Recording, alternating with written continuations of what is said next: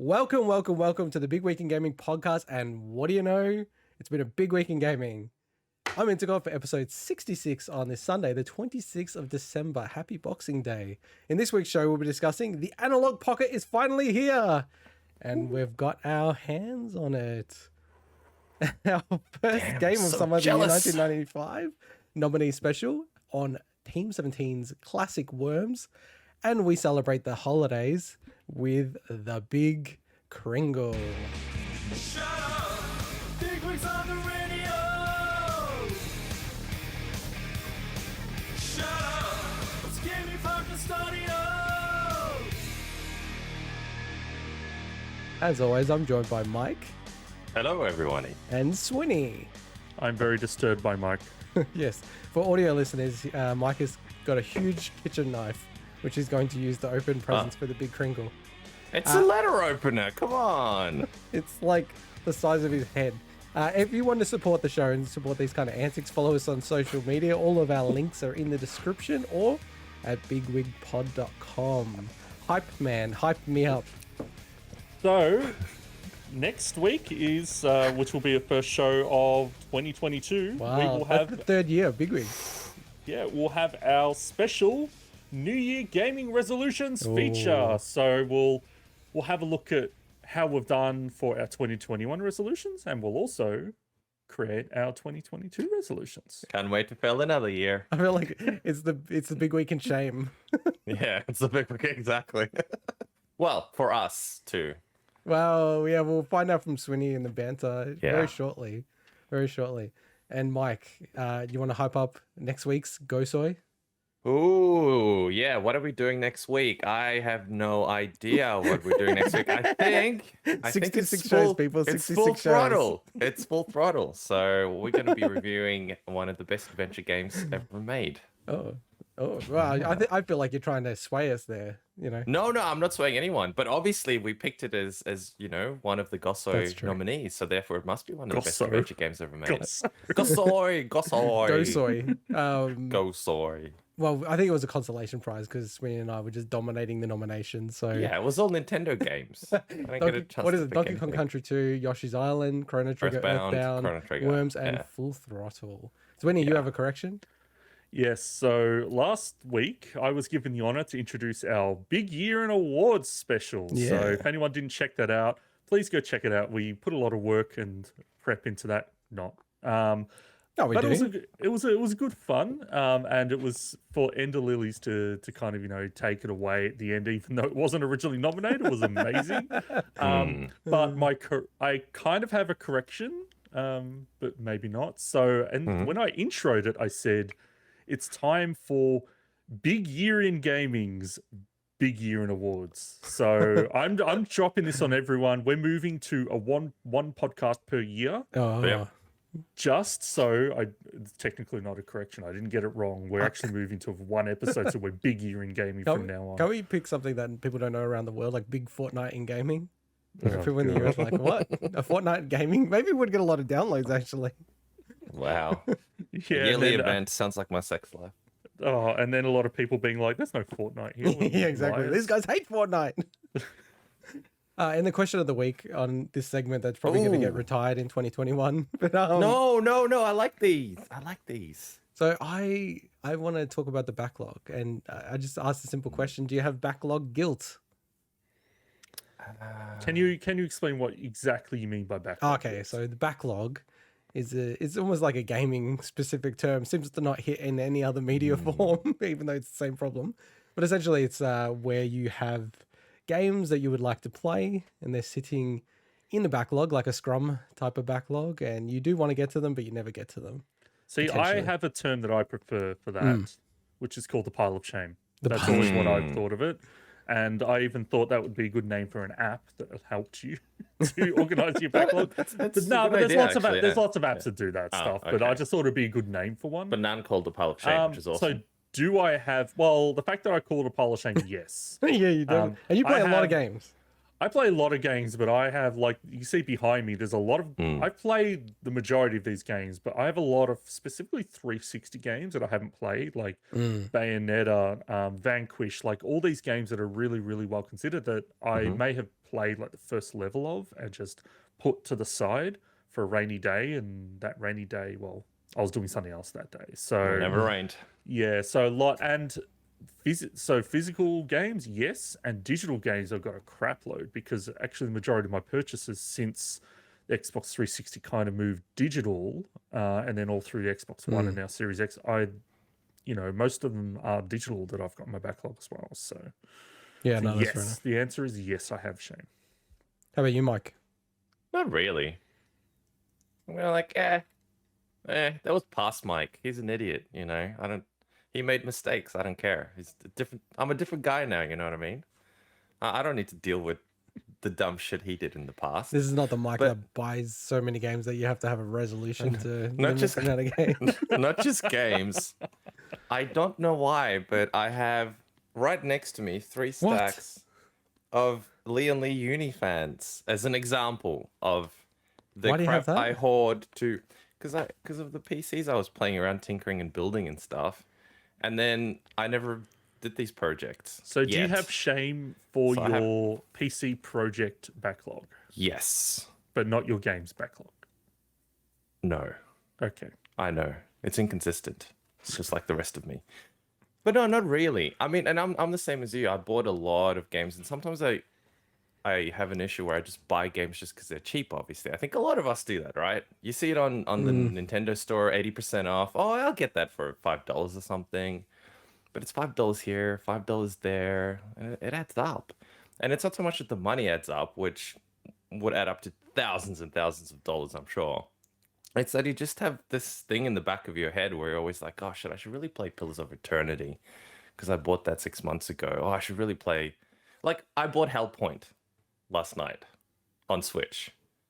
Against everyone's... against everyone telling me not to do You it. completed it this Like, year, said oh, don't okay. play it on Switch. Yeah, but I just figured it'd be awesome to have it on handheld. Okay. And, but and plays hear me well, like out. on Hear Steam. me I'm sure out. it's playable. Hear me out. I had a free copy on PC, which is probably what I'd end up playing. But you know me, I like to support independent developers, so I figured maybe this way they get encouraged to make the sequel. So And yeah. enjoy your sub 30 frames per second. That's what they get It's encouraged actually to do. unlocked, which is the annoying part. So even in the very first area, I'm talking about like the moment you start the game, it's 60 if you look up at the sky, and then it's like 15 if you look down at any detail. I think they're So, just anyway, waiting. They're how- waiting for the Switch Pro to come out. So then they get unlocked, Yeah. baby. We run at 60 now. Woo, woo. We run at 80, and the timer goes faster. I'll say Hellpoint, great game. I didn't have a chance to really talk about it in our awards last year, even though it wasn't 21 game, but I had it in my game list of games. Great game if you love Souls likes. Intergot, how about you? Do you have Shame? Yeah, like I remember a friend once said like how upset he was when he realized he doesn't have enough time to read every book ever written. And then you like look now, you go, well, there's books written every sort of day that would take a whole lifetime to read. And I kind of think the same with gaming. It's like even more extreme in a way, right? It just takes so long to get through some games. Like I think the shame is more kind of almost what Mike was talking about. Like, and I'm really trying to not go down the path of buying more games.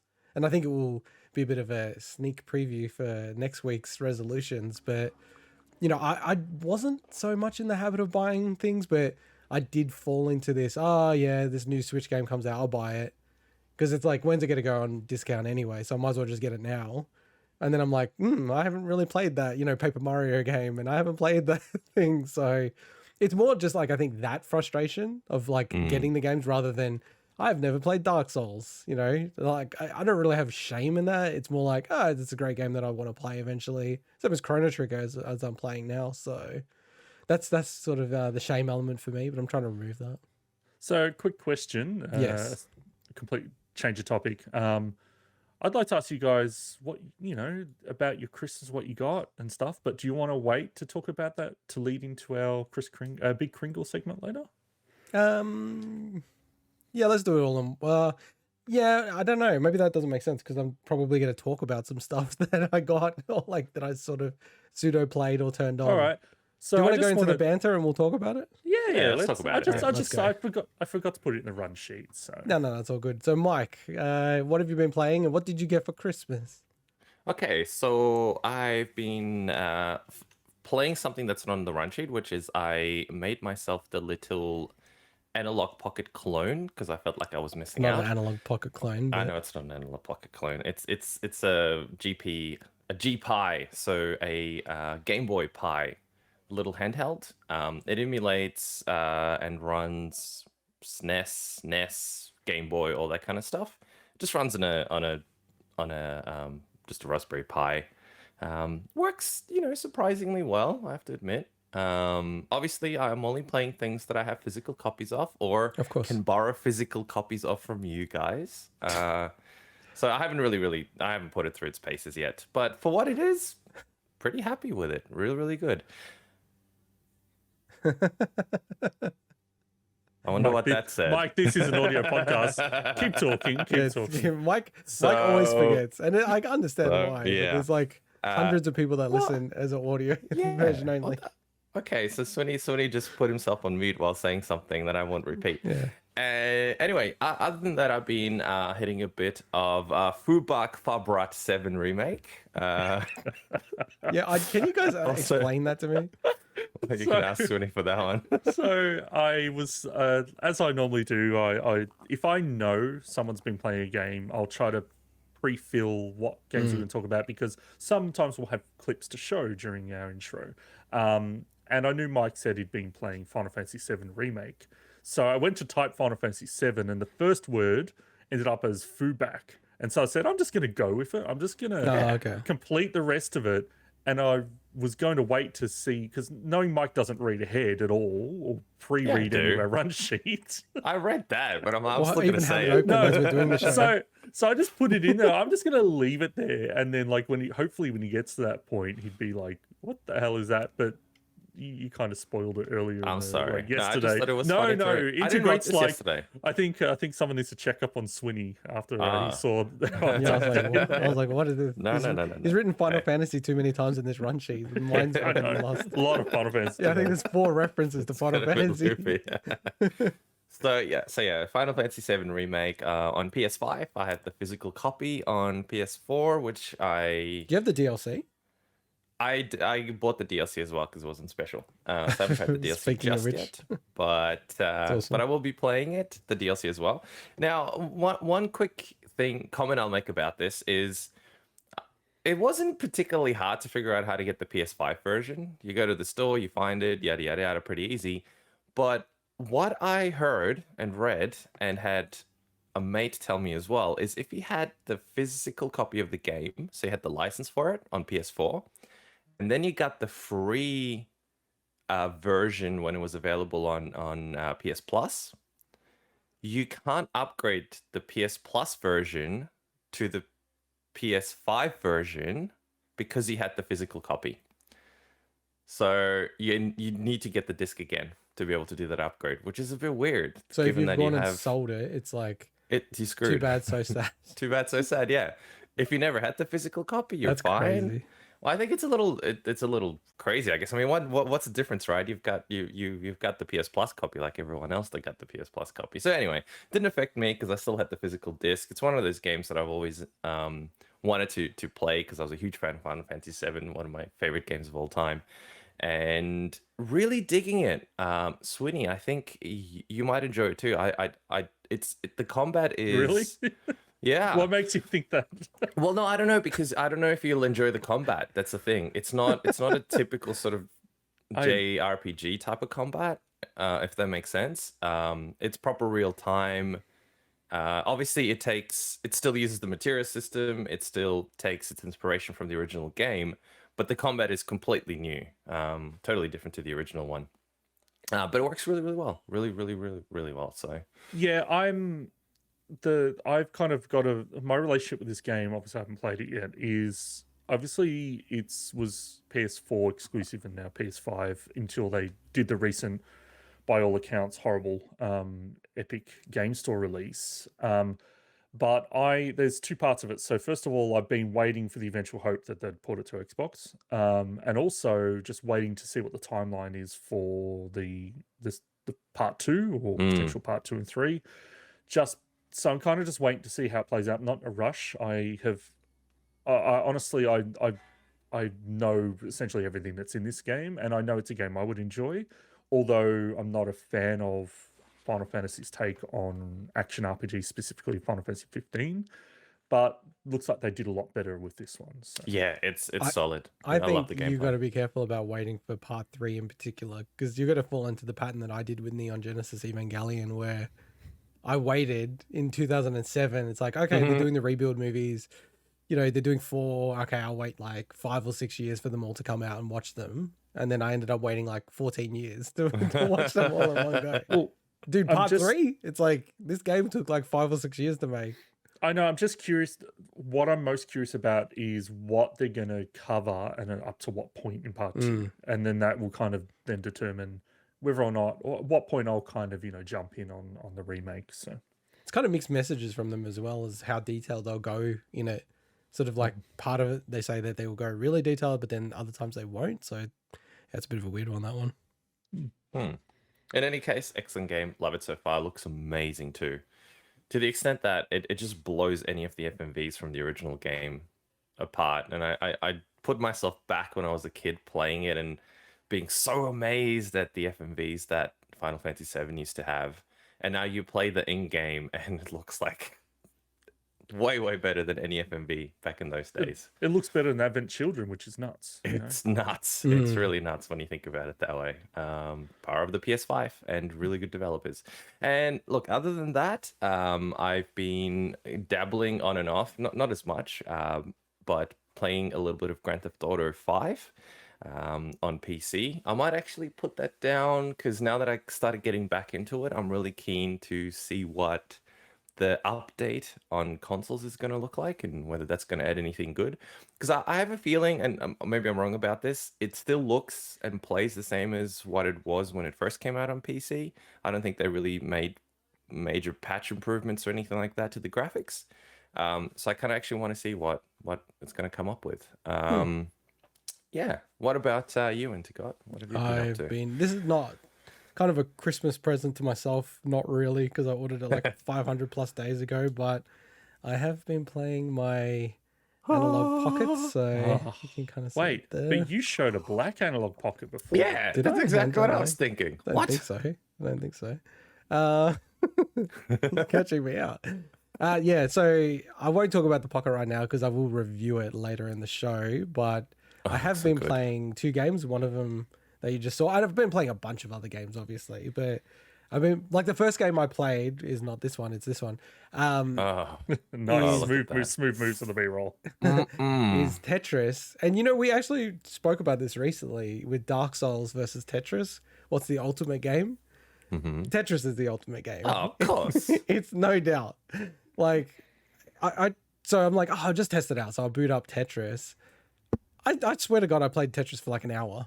And then, part of it, and we'll cover it with the Analogue Pocket later in the show, but Tetris is just perfect, man. Like, even the NES and Game Boy versions of Tetris without the hold piece, and I love the NES version of Tetris so much. they're just so good. They're just like, they are perfect games. They're the ultimate game. You don't need to do anything. I think the latest versions of Tetris are better, but it's not bad what these versions are. They're just incredible. And man, Tetris is such a good game. It's like, and I was showing you a photo of my son playing Tetris. He doesn't really understand how to play it. It's quite funny. He just starts stacking all the pieces on top of each other. And then he's like, I'm building a house. And goes, dish, dish, dish. And then it plays the death sound. And then he turns to me like all bright eyed and goes, I win. And I'm like, yep, you won. You had some fun. Kid. But he doesn't really like games so far that I've seen. We played a bit of Pokemon as well together, so that was pretty fun.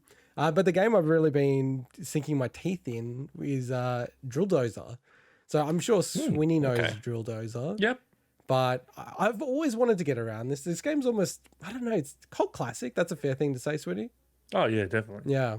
And it kind of always features in top 50, top 100 lists for Game Boy Advance, but it's never in top 10s generally from what I see. But it's such a good game. It's very hard for me to describe. I've got the B-roll, but for audio listeners, it's kind of like, you play a character called Jill, and she has a big drill, and all the mechanics. That rhymes. Yeah. Nice. All the mechanics sit around the drill. So you can drill in either directions. You have gear shifting of the drills. So you have to find these gears at each level. And it just kind of builds upon those mechanics in a very Nintendo fashion.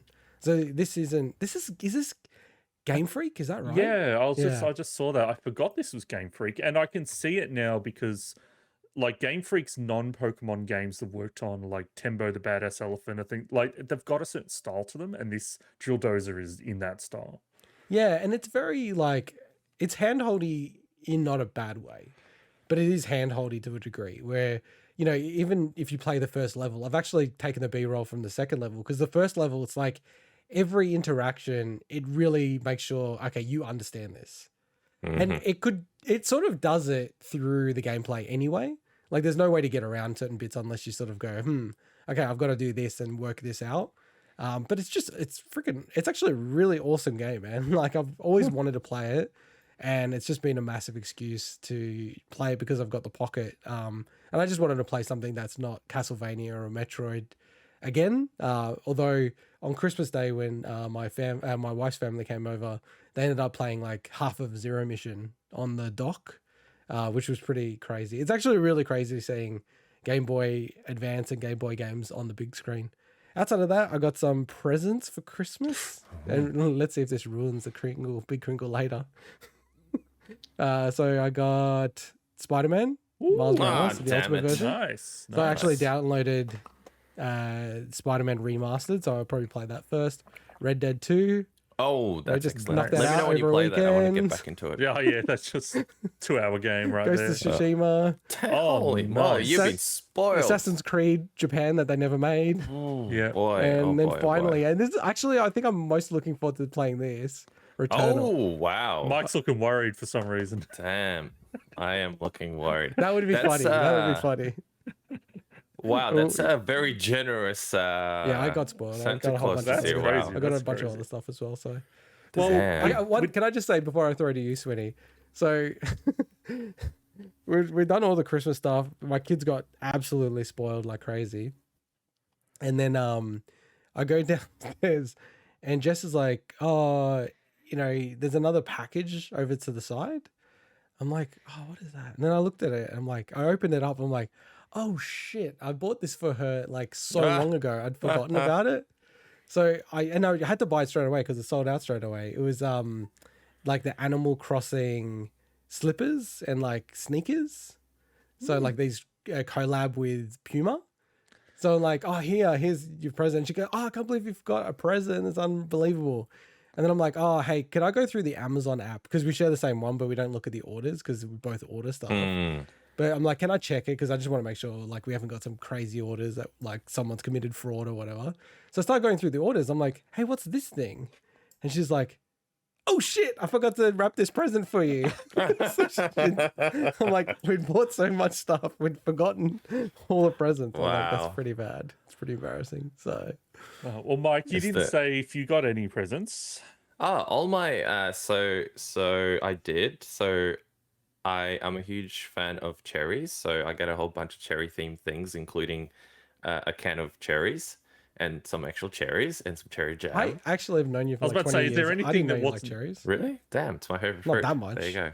Oh, it's absolutely my favorite fruit. I like cherry flavored things, but I don't like cherries, if that makes sense. Oh, It's like, man, I love them. yeah. Could love them till I get sick. And no, but the coolest thing was some customized stuff. So I got some coasters from my girlfriend of my cat Splodge, and a bag that has a photo of me and Splodge, with him wearing a hat, because I don't like with my cat. And yeah, no, this is where like the absolute best gifts, because I like them because they were handmade and personalized. So, That's yeah. cool. That's awesome. So I got some happy with really it. cool presents. So I don't know if you Yeah. can hear this. I got one of these awesome little drum things that you put Oh, on a coffee wow. table, and it makes awesome noises. Like when I unpack this, I'm like, this is sweet because it's That's like actually really sweet. it's like one of Oh, those that's like crazy. calming drums That's that you very just like. calm. I'm a little stressed. I'm just going to sit here playing some really nice chime noises. Yeah. And Is it and pressure also, sensitive over the whole surface? Or different Like, notes. does it play different tones? Seems well, like it I mean, does. it's a physical drum. There's no, it's not digital or anything. Huh? That's a So, physical drum? yeah, it's a physical drum. Oh, shit. That's Because cool. they're different Yeah. sizes, I guess they resonate Yeah. differently. Oh, that's create awesome, different- man. So yeah, like it's an Right. actual drum. It's not That's so like cool. it's an electronic thing.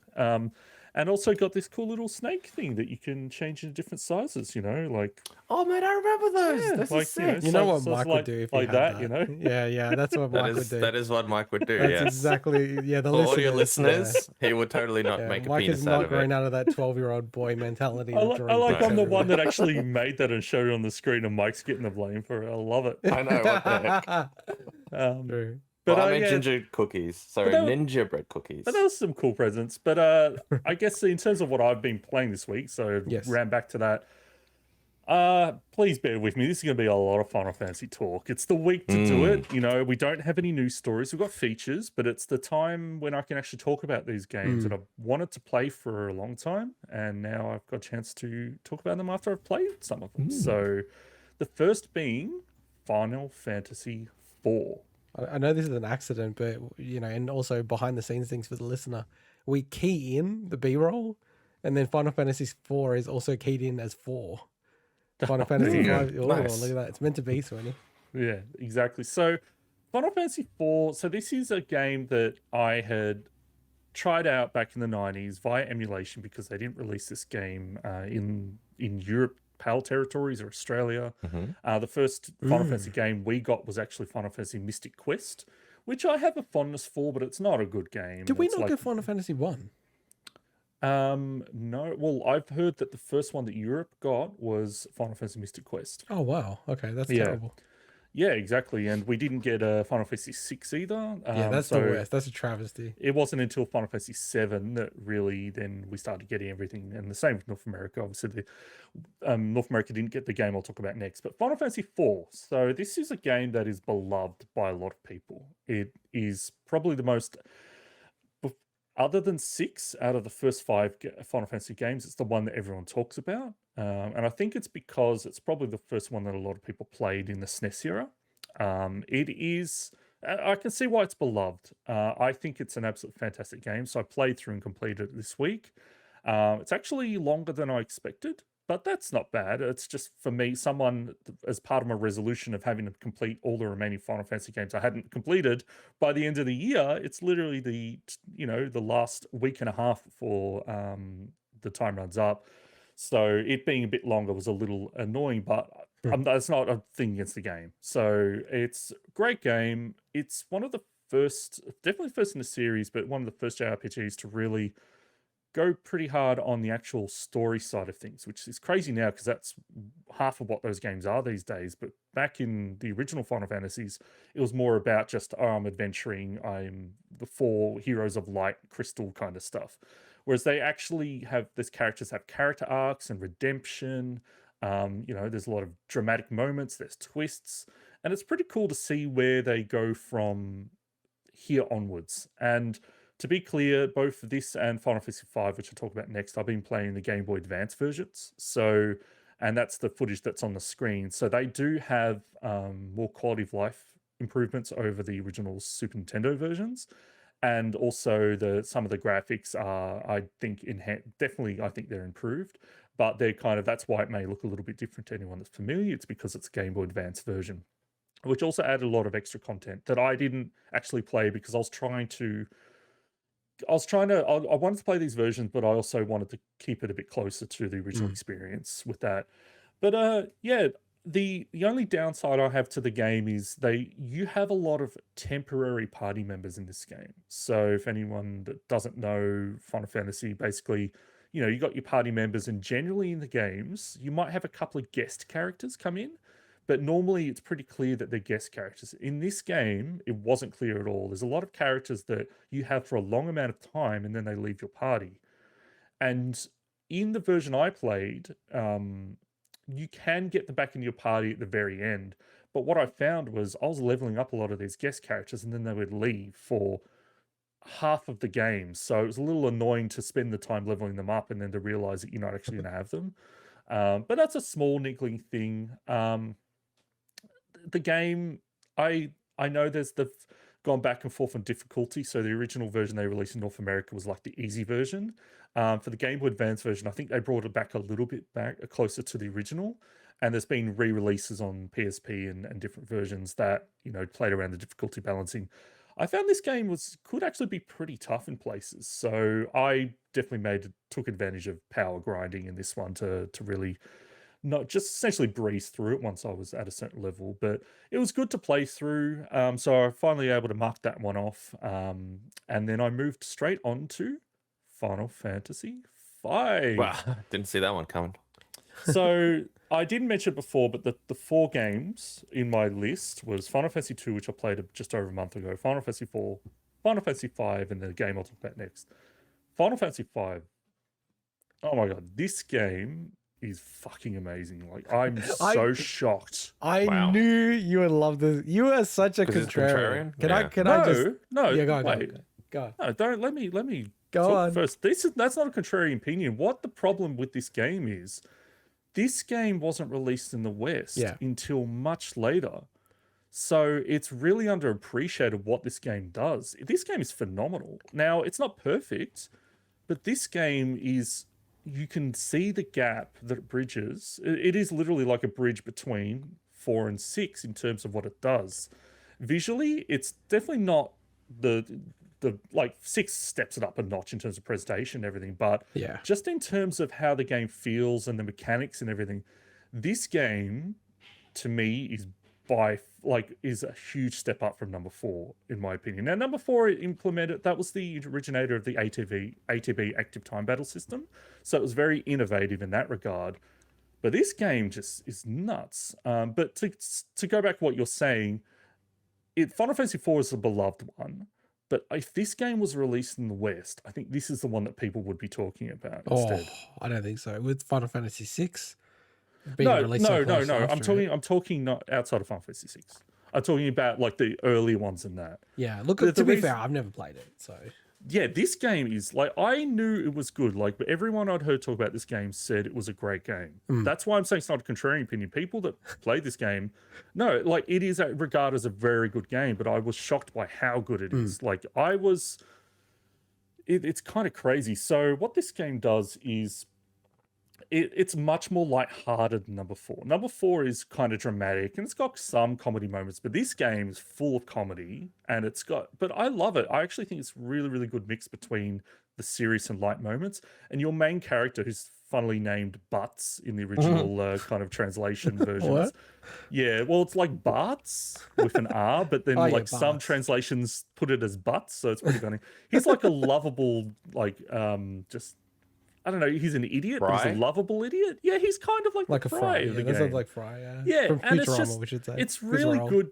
It's a good change from having this real stoic, serious main character. You've got this like just, this bit of a doofus, and it's How do you fun. say that word, Swinny? What? Stoic. Stoic. That's interesting that you say it like that. Stoic. What? No, I don't know. Can you say it like that? What? How else are you meant to say it? Stoic. Oh, okay, yeah, fair enough. All right. Anyway. So, but what makes this game so special though? So, Final Fantasy 3 introduced what's called the job system. So I'll give a bit of an explainer on this one. So it's not like a lot of games now have job systems, but I'm not sure if Final Fantasy 3 was the first game with it, but it basically popularized it where 100%. Your characters don't have set classes. You have a whole range of classes that they can select from that have all have different abilities and use different equipment, but you level those individual job classes up. So they brought that back for Final Fantasy V, but the way they implemented it is so much better. I'm not a huge fan of the job system, but I think this game converted me with what it can do. So to give you an example, and Mike, you may not be as familiar with job systems as Intergot, but to give you an example, I've got a character and I gave them a ranger job. So that's like, hey, they shoot arrows and stuff like that. Once you master that job, you unlock what was called a rapid fire ability where you can shoot 4 times and it'll hit random characters.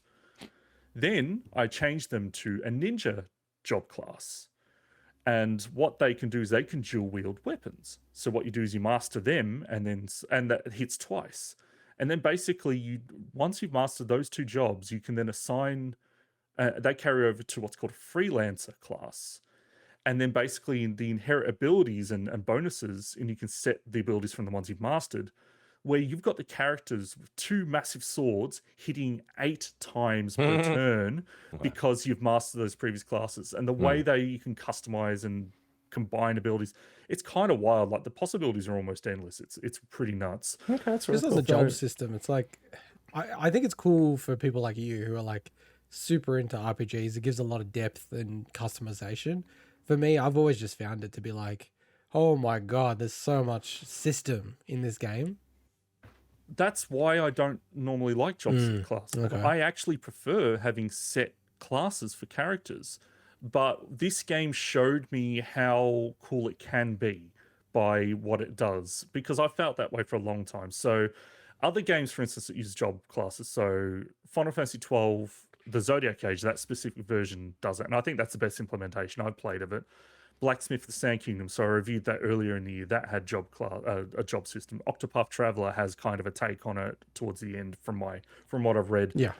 Lots of games, Bravely Default 2 and everything like that. But look, it's just really cool mechanically. But probably my favorite thing about this game is the music. It is so good, like shockingly good. Now, I knew certain themes that have carried over, like the battle on Big Bridge is a famous theme, Final Fantasy theme, Gilgamesh's theme, where it's played in every game that, you battle Gilgamesh and stuff. But there's so many good that this might be one of the best SNES soundtracks. It's crazy. It's that good. Like that's Chrono Trigger, nuts. Final Fantasy 6. It's up there, Wow, honestly. okay. Chrono Trigger, maybe look. Chrono Trigger is pretty good. I may put Chrono Trigger and probably Donkey Kong Country 2 above it, but that's pretty. A banger. This game, like, it's crazy. Like, I wish we could play it on the show, but we'd get like strikes and stuff. So, Yeah, but sure. yeah, look. All I'll say is the eventual Final Fantasy tier list is going to be a lot more interesting now that I've beaten this game, by the way. I forgot to mention I actually beat it. So I beat Final Fantasy 4 and Final Fantasy 5 this week. So And before you go on to the next one, like this era of Square was just pretty much you could draw the line in so many different ways, but starting from Final Fantasy 4, it was just like disgusting, like how many insane games they've released on a yearly basis, like multiple games per year. Like I'll just run through the list like super quickly. Like Final Fantasy 4, so that's like 91, and then like 92, it's like Romancing Saga, Final Fantasy 5, Secret of Mana the next year, Breath of Fire, Final Fantasy 6, that was 94, Front Mission, Chrono Trigger. I think Breath of Fire is Capcom, isn't it? Let me check. Developer Capcom. Publisher is listed as a publisher. That's interesting. Okay. Second Zensetsu, Secret of Evermore, which we've got to chat about Secret of Evermore. I know, like from a GOSOY perspective, like we considered Secret of Evermore. We probably should talk about it to some degree because it's such an odd Square game, really, given it was developed in US. But man, they just had banger after banger. It was so crazy. It's insane. Then you hit the PlayStation era, and it was just almost crazy. We went up to another level for most other people. I like all the sort of SNES RPGs a bit more, and I think they hold up a lot better in my view. But it's crazy era, man, crazy era. And you're right, it just kept going all the way to the early 2000s. It's like insane to me. Like I kind of didn't realize or forgot that Final Fantasy 9 came out in 2000. I was like, oh, okay, that's interesting. It feels like a 90s game, like of that era. So anyway.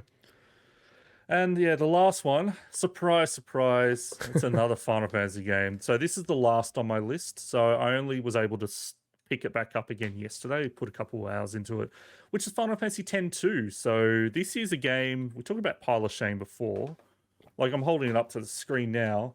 I've had this game on for PlayStation 2 since it came out. Played an hour of it back then, put it down.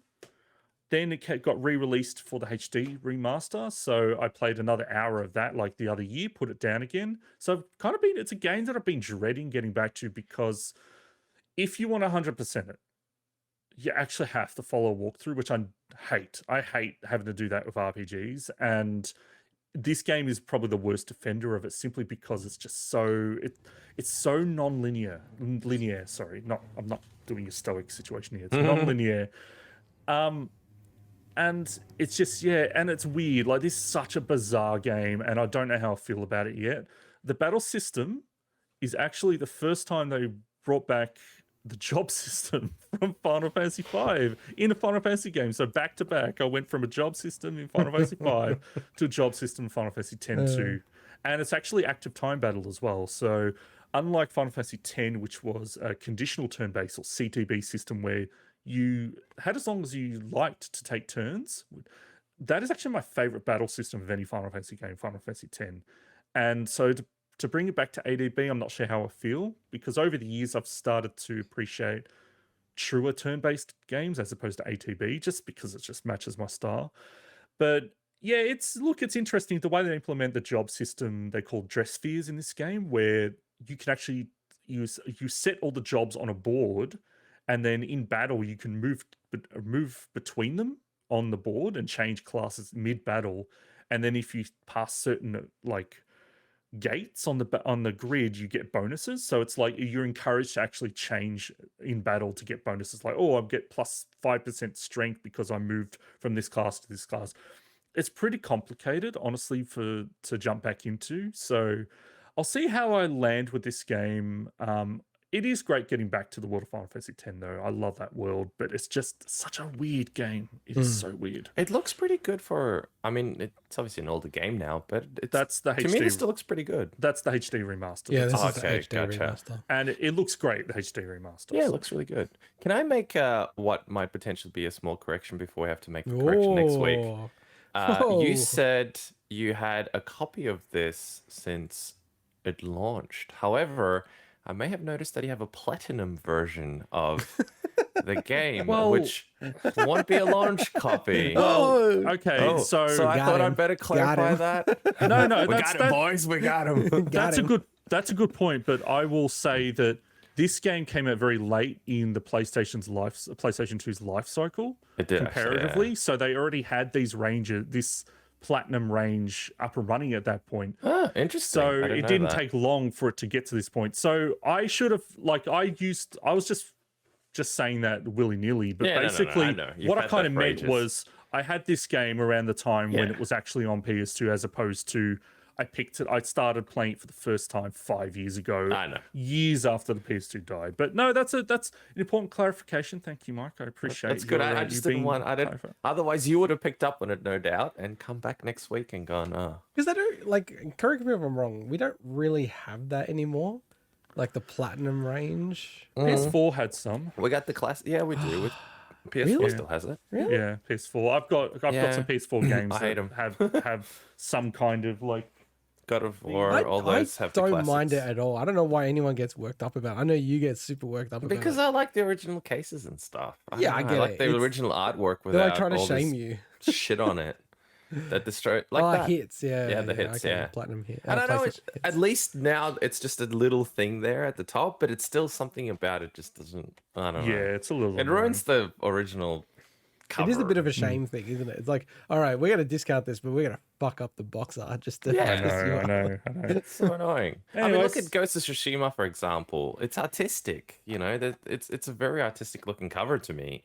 So I'll just say lots of Final Fantasy. It's going to be interesting when we get to our feature next week about the news gaming resolutions, because I have, as of this time, 4.5 days basically to complete the entirety of Final Fantasy X-2. So it's going to be tough. Come on, it's going to be tough. Like I don't know, man. I played a lot of Final Fantasy this week. Yeah. It's I'm not going to lie. It's kind of burns you out after a while. It's like a job. You've got a job. No, right it's now. more than a job. A job is only 8 hours a day. Dude, And you get paid. 35 hours per game. It's pretty rough. So Yeah, but there's 160 hours in a week, so I got 160? priorities, man. I got 4 Priorities. hours days. are I in a week? don't even have a full week, dude. Yeah, that's 24 times 4. What's that? 48 times 2, 7? No. The funny Whatever. thing I'm is, not good at maths. the 100% completion, 96 hours. is Yes, the fine. 100% completion, which is Whatever. actually a thing in the game that has a completion percentage and tend to, you can't skip cutscenes even if I wanted to. Really? You can't So, skip cutscenes. That game would no. hate me. Yeah. Oh yeah, no. Wow. You shouldn't play any Final Fantasy games past 6, I think, at that point. And hey, like I was going to say, let's go to the news, but we don't have any news this week. There's No. there's No nothing that news. goes past The the news big is no week news. threshold. We refuse to waste our viewers' time. Damn right. It was That's why yeah, I've been for so long. I was waiting for some kind of news story, and the biggest news story is like, oh, Hades wins an award. So it's like, okay, well, we're not Hey, doing a don't segment on that. spoil. Don't Spoil the one min min for the swin. All right, let's get into Which it. I'm. Yeah. Yeah, so poor Mike is still on the outer. This is a joke one because we normally are supposed to have like 182 or 3 Yep. words, but we don't even have that. We don't even have enough buffer news. Dude, Yeah, what the heck, man? I struggled to make it 128 words. man. If you actually look at it, like I worded things in a way that you could shorten, and it still only got to 100. There was just no news this week. You could have added something to make it up. I had to do 200 words. You're doing 128. Mike, we cut stuff out of it when it's not like normally we have to cut stuff out. I was not going to add random stuff in. I'm sorry. fair enough. Like, No, I know. if it didn't, normally the threshold, okay, it's not big enough. It's not interesting enough to be a news story for us. Yeah, but you could have padded This wasn't. No, them Mike. out, No, you know? Mike. You go and check out the news this week. You would struggle to find anything. No, but I mean, each sentence could have been longer. You know, you could have You need gone. to do something different. They're You, also sticking to their guns. Like, come on. you need to like do one word each. Like Swinny does one word, then Mike does the next Nah. word, and you go back and forth. Mike, I considered trying to find a way to meet it. I'm like, this is ridiculous. Like, this is just at this point pointless. So Like, we it's give already you pretty 30 pointless. seconds. Maybe Hang give you on. 30 seconds then. Do you want to try that? No. Do you want to try that? You do what? You do one word. I'll do the next word. No. Oh, come on, no. it'd be we funny. still need it to be listenable. So, It's still listenable. all right. Let's give it a crack. Have you got it lined up? I'm waiting for you. Okay. I changed my thing to say one min swin now. Okay, cool. All right. Supergiant Games' Hades has won the first ever video game Hugo Award Literary Prize. Recent trademarks are hinting at Bandai Namco remastering the cult classic Klonoa games.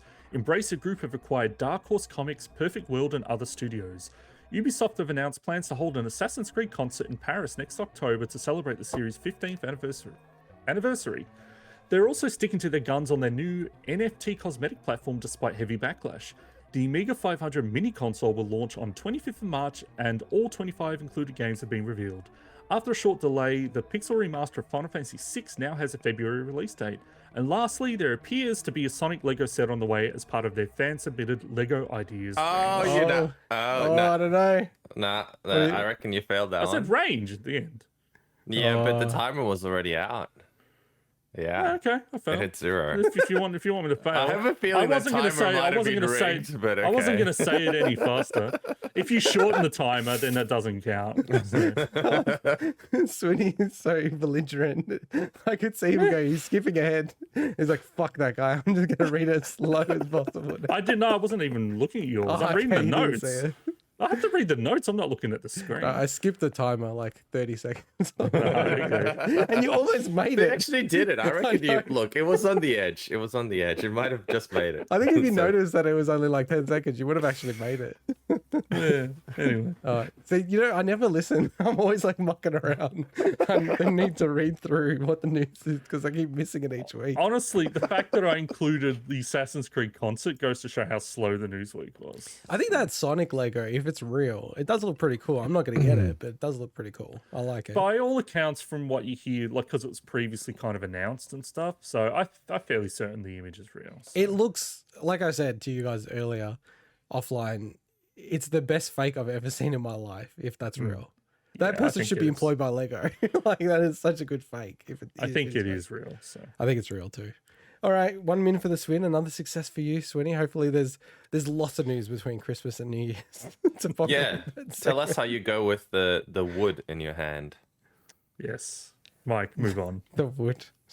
Indeed. All right, let's jump into our special features. And to start it off with, the Analogue Pocket is finally here. Hooray! Woo! It arrived successfully in Australia.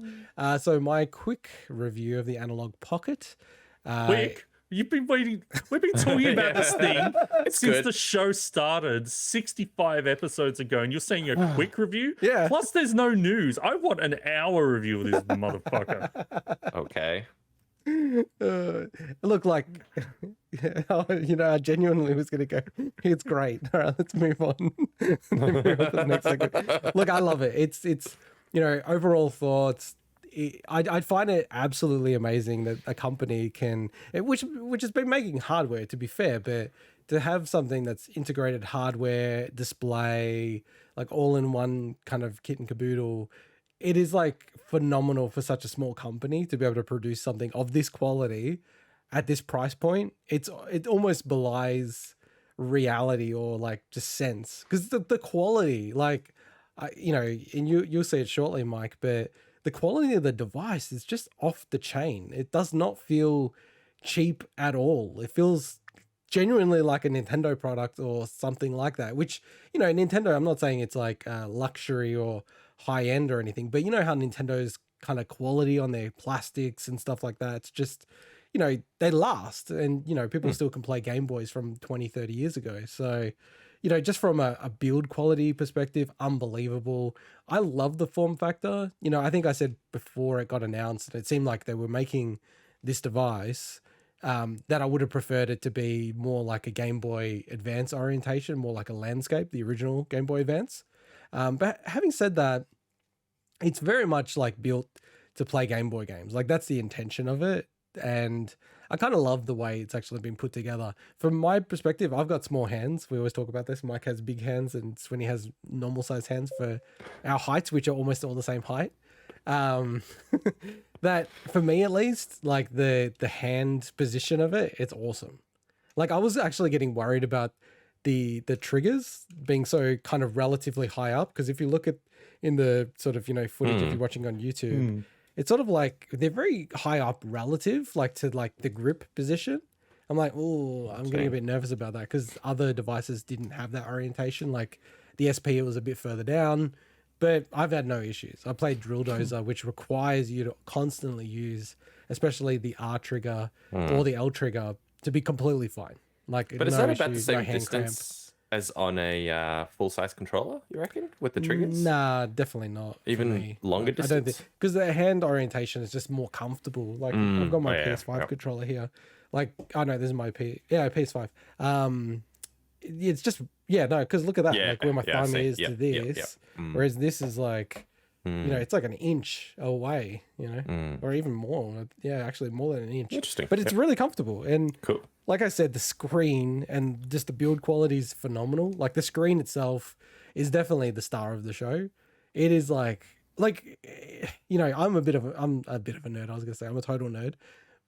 Like all this kind of stuff, I find it fascinating, interesting, super cool. But it's funny to see people who don't give a shit about this at all, like family and friends and stuff, and go, hey, play around with this. Like, and I didn't tell them what it was or anything. And I boot up like Tetris or something like that, and they're like, what the fuck? This looks crazy. Like, they'll play it and they're just like, what is this? Like, because it looks like what your perspective of what the Game Boy looked like. Yeah. Like, if you actually pick up a Game Boy, and by the way, like the size of it is pretty much exactly like a original Game Boy, but the thickness is thinner, which I love again. Because I think if it was smaller, I wouldn't like it. You say perspective of what you thought it was like back then. Yeah. I'm like, this thing is shit. I love the Game Boy, but oh my god. No. I'm saying trying to see that screen sometimes is so horrible. Yeah, no, but that's like at the moment, but I'm saying the kind of rose-colored glasses that you have with time, and you start to go, oh, that was awesome. And then you go back and pick up an original Game Boy Advance and you're like, what the fuck is wrong with the color? Oh, it's Game like Boy there's no Advance as color well. and, Yeah. like, they're all bad. Like, so many of them are bad, to be fair. But it kind of does it almost replicates a rose-colored perspective of what the screen is. And because it's so many pixels, it's like 10 times the resolution of the Game Boy.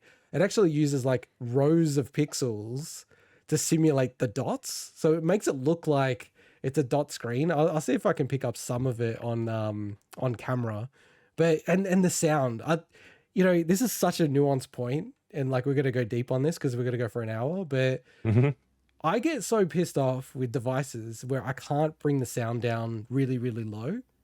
Like, I don't know if you guys have ever noticed that. You probably don't have that need, but like I'll need to like turn it really low so my wife and baby or whatever can't hear it, right?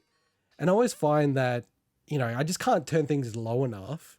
Can you guys make that out at all? In terms of Yeah. the screen is just Because crazy. Digital Foundry nuts. did a really good in-depth review on the screen specifically. it's That was it's really psycho. interesting. Because it also is different for Game Boy Color.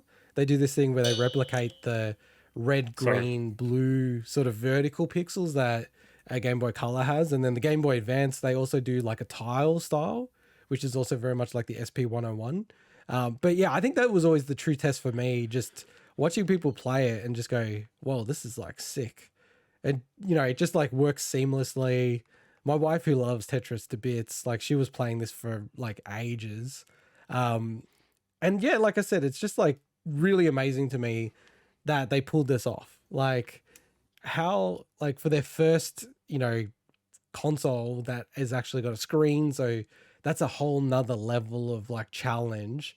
And the price point they've hit, and yeah, sure, they've bumped it up to 10%, which is like to 220 US. It's still reasonable. It's insane. I like genuinely don't understand how they've priced it like this. I think people are more than willing to pay at least another 100, maybe another 200, and it wouldn't even not sell out. So it's so funny watching because when it hit, obviously all the reviews hit, all the big channels, and even IGN and that, and reading the comments of people like, oh, this like $200, like I can get something off Alibaba for like $20. It's gonna play thousands of games, and it's like the ignorance of people not understanding what this thing. They obviously don't watch the video because the videos all explain exactly what it is. It's FPGA. It's not emulation. The screen, the high quality components and build.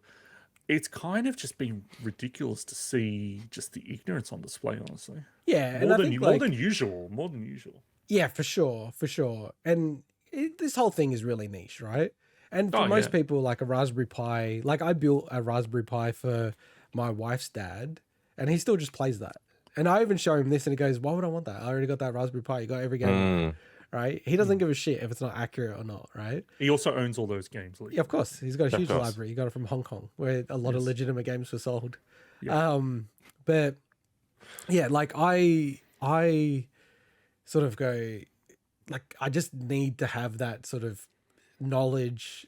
And you know, I do feel it even on the emulators and stuff like that. It's like, oh, I just want it to be like pretty much a 1-for-1, and this is what this thing does. Like, and it does it in spades. Like, it's just really crazy. It's because, you know, I've got a Game Boy. I've got it behind me actually, like a Game Boy Micro and my Advance and DS and all. Like, I pretty much have all their handhelds, but it's just so cool to have something that you can play any of those games. And, you know, probably moving into some of the, you know, less good things. Like my number one thing that I get pissed off with Analogue, right, is they have shipping everywhere around the world, right? Like they, you know, US is their biggest market, but it's not like a, you know, 80%. It's probably 50% or probably less than 50%, right?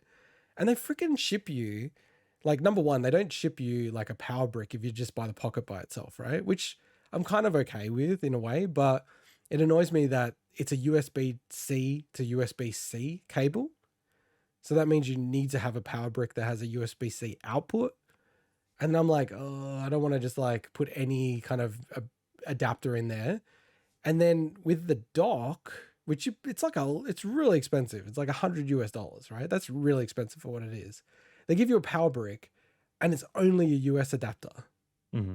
I'm like, this is such bullshit, man. Like, no they one don't does even give you this. like the little plastic bits to convert it. Wow, that's. And honestly, man, like I know they're a really small company, and I've run a small company before, but they've got to change that shit. That's really fucking annoying because I literally was like, great, now I can't use this, and I don't have anything that delivers the kind of power that's required. To power Right, the I was dock. gonna say you can't just use a Nintendo Switch. No, because you need to number one, I don't want to be buying all this shit and then trying to go, oh yeah, I'll just power it with like, you know, 15 watts when it's asking for like 18 or, you know, in different amp and all this other kind of stuff. It's just not worth it, right? I'm like, what a dumb decision that would be, you know, get all this kind of stuff and then blow it up or something. So I ended up having to buy one of those travel adapters to like convert the US to Australian. which is fine because it consumes 240 volts, fine. But it's just like, what a shitty like experience, right? It's like, oh, okay, I can't do this. Oh, I gotta go. And I'm like, dude, like, why would they even ship it like this? It doesn't make sense to me. To be clear, I think they do say that. They say but it. Yeah, it's not good. It's not good, regardless. So. It's just, it doesn't, you don't need to do that. Like, you know, no device apart from like these kind of bespoke devices these days come like that. They all come with those like little drop-in sort of, you know, adapters that you're talking about, Swinny. I think my latest iPhone didn't come with it. I think it just came with the cable from memory. No, but I'm saying that's different if you just give the cable. If you annoying. give the cable, it's like, okay, you got to, you know, that's understandable to a good degree, right? But if you give a power brick, it's got to have the adapter or have the Australian international adapter product. or have like a Yeah, UK I guess, adapter or China or whatever, right? It's stupid to just have, here's the US one for the whole world. And it's like shipping internationally. And then going on to that second point, the shipping, man. Fuck the shipping of Analogue, man. Fuck them with their shipping. It sucks. Was you know, it they use $90 FedEx, which is is it like shit. $90 Australian or something? Yeah, it's fucking crazy. No, right? it's $90 US. US. Sheesh. Yeah, it's fucking bullshit. Like, I hate their shipping. I hate the way they do it. They use FedEx, which sucks in Australia. Like, I was so paranoid because I've had the like number one company in Australia that I have had the most issue with is Couriers Please. They're the worst. Never use them. If anyone uses them, I literally avoid companies that use them. I'm like, I'll never order anything from a company that uses Couriers Please. But FedEx is second worst, and they're just horrible. Like, and it was sitting in like it took ages to get to Australia, in my opinion. Like, for how much money you spend on like express shipping to take like 10 days or whatever it was. But it actually sat in like a distribution center like 10 kilometers from my house for like 3 days. Yeah, well, that's not. That's FedEx. It's not. It's horrible. Analogue's fault. Yeah. Well, no, it is because they're using that service to ship. It's not good. I'm not excusing it at all. It is obviously also Christmas time. Sure, but I've So- literally ordered things from America after this had already been shipped and it arrived before. Yeah. And this is like supposedly the highest express, fastest, you know, you can pay. It's just, to me, you can't excuse it, man. Like they're really bad. Like people in America are still waiting for their orders to come. And yeah, just kind of like that part really annoys me. But outside of those two things, like I'm maybe, you know, I think people would call me an analog shill, but it's interesting, right? Like it's very beta for like a product that's like released. From a software standpoint. Yeah, from kind of like the whole experience, right? Like you turn it on and I'm fine with that kind of stuff, but I don't think, this is how I'll say it. This device to me is literally built for Swinny, right? And I don't say Play. that as a criticism at all, right? Like, Sounds like what I would it's like, it's meant to work. You open the box. Like the right experience for the Pocket is just buy someone a Pocket. They open the box. They've got a whole bunch of Game Boy games that they've had as a kid or Game Boy Advance. They plug it in, they play, right? But you boot it up and it's like, oh, update the firmware. It's like, dude, come on. This is like not plug and play like a Super NT or their other products that they've had. The dock, it tells Yeah. you to update it. yeah, Wow. I okay. don't think that will happen for you. So you ordered a. Yeah. I don't know if we've spoken about this on the show. You've ordered a Pocket, and so have you, Mike. Yeah. So mine will arrive in 2023. Mike's will arrive sometime in Q1 Or next maybe year. earlier. maybe. But yeah, like I think for you, like they'll obviously have the updated version and everything, and it'll be plug and play. But for me, that's what I'm saying. It feels like a beta version. It's like I boot it up, and I could have played it straight away, but it does say you should update the firmware. But the dock, you had to update the firmware. It doesn't work unless you update the firmware. So that's on launch. crappy. And I'm like, this is dodgy, right? And even when I just turned it off, but I should have left it on. Even when you turn it on, right, its main screen actually has like these features, but two of them are grayed out because they're just not available. So like you go play cartridge or like it's library and memories, but you can't access them. So the thing is, I think those are sacrifices that most people would be willing to handle, considering they would have had to delay it longer to probably get that stuff in there. Yeah, but this is where I'll because I'm normally pretty fair to Analog, I think, like overall, or maybe like maybe too lenient on them, like versus everyone else. Because I was very like, oh look, if they need to delay it, there's a lot of stuff happening with chip shortages, all this other stuff. this has got nothing to do with chip shortages, like having core features missing from the Pocket, right?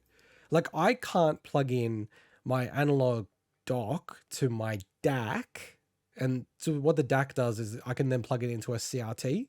So I actually want to plug in like to play Game Boy and Game Boy Advance games on my CRT, right? I can't do that, even though it's meant to be able to do that. They only said this a few months ago. It's not going to be able to do it on launch, right? Like all of these things are not like chip shortage. Got nothing to do with the chip shortage, right?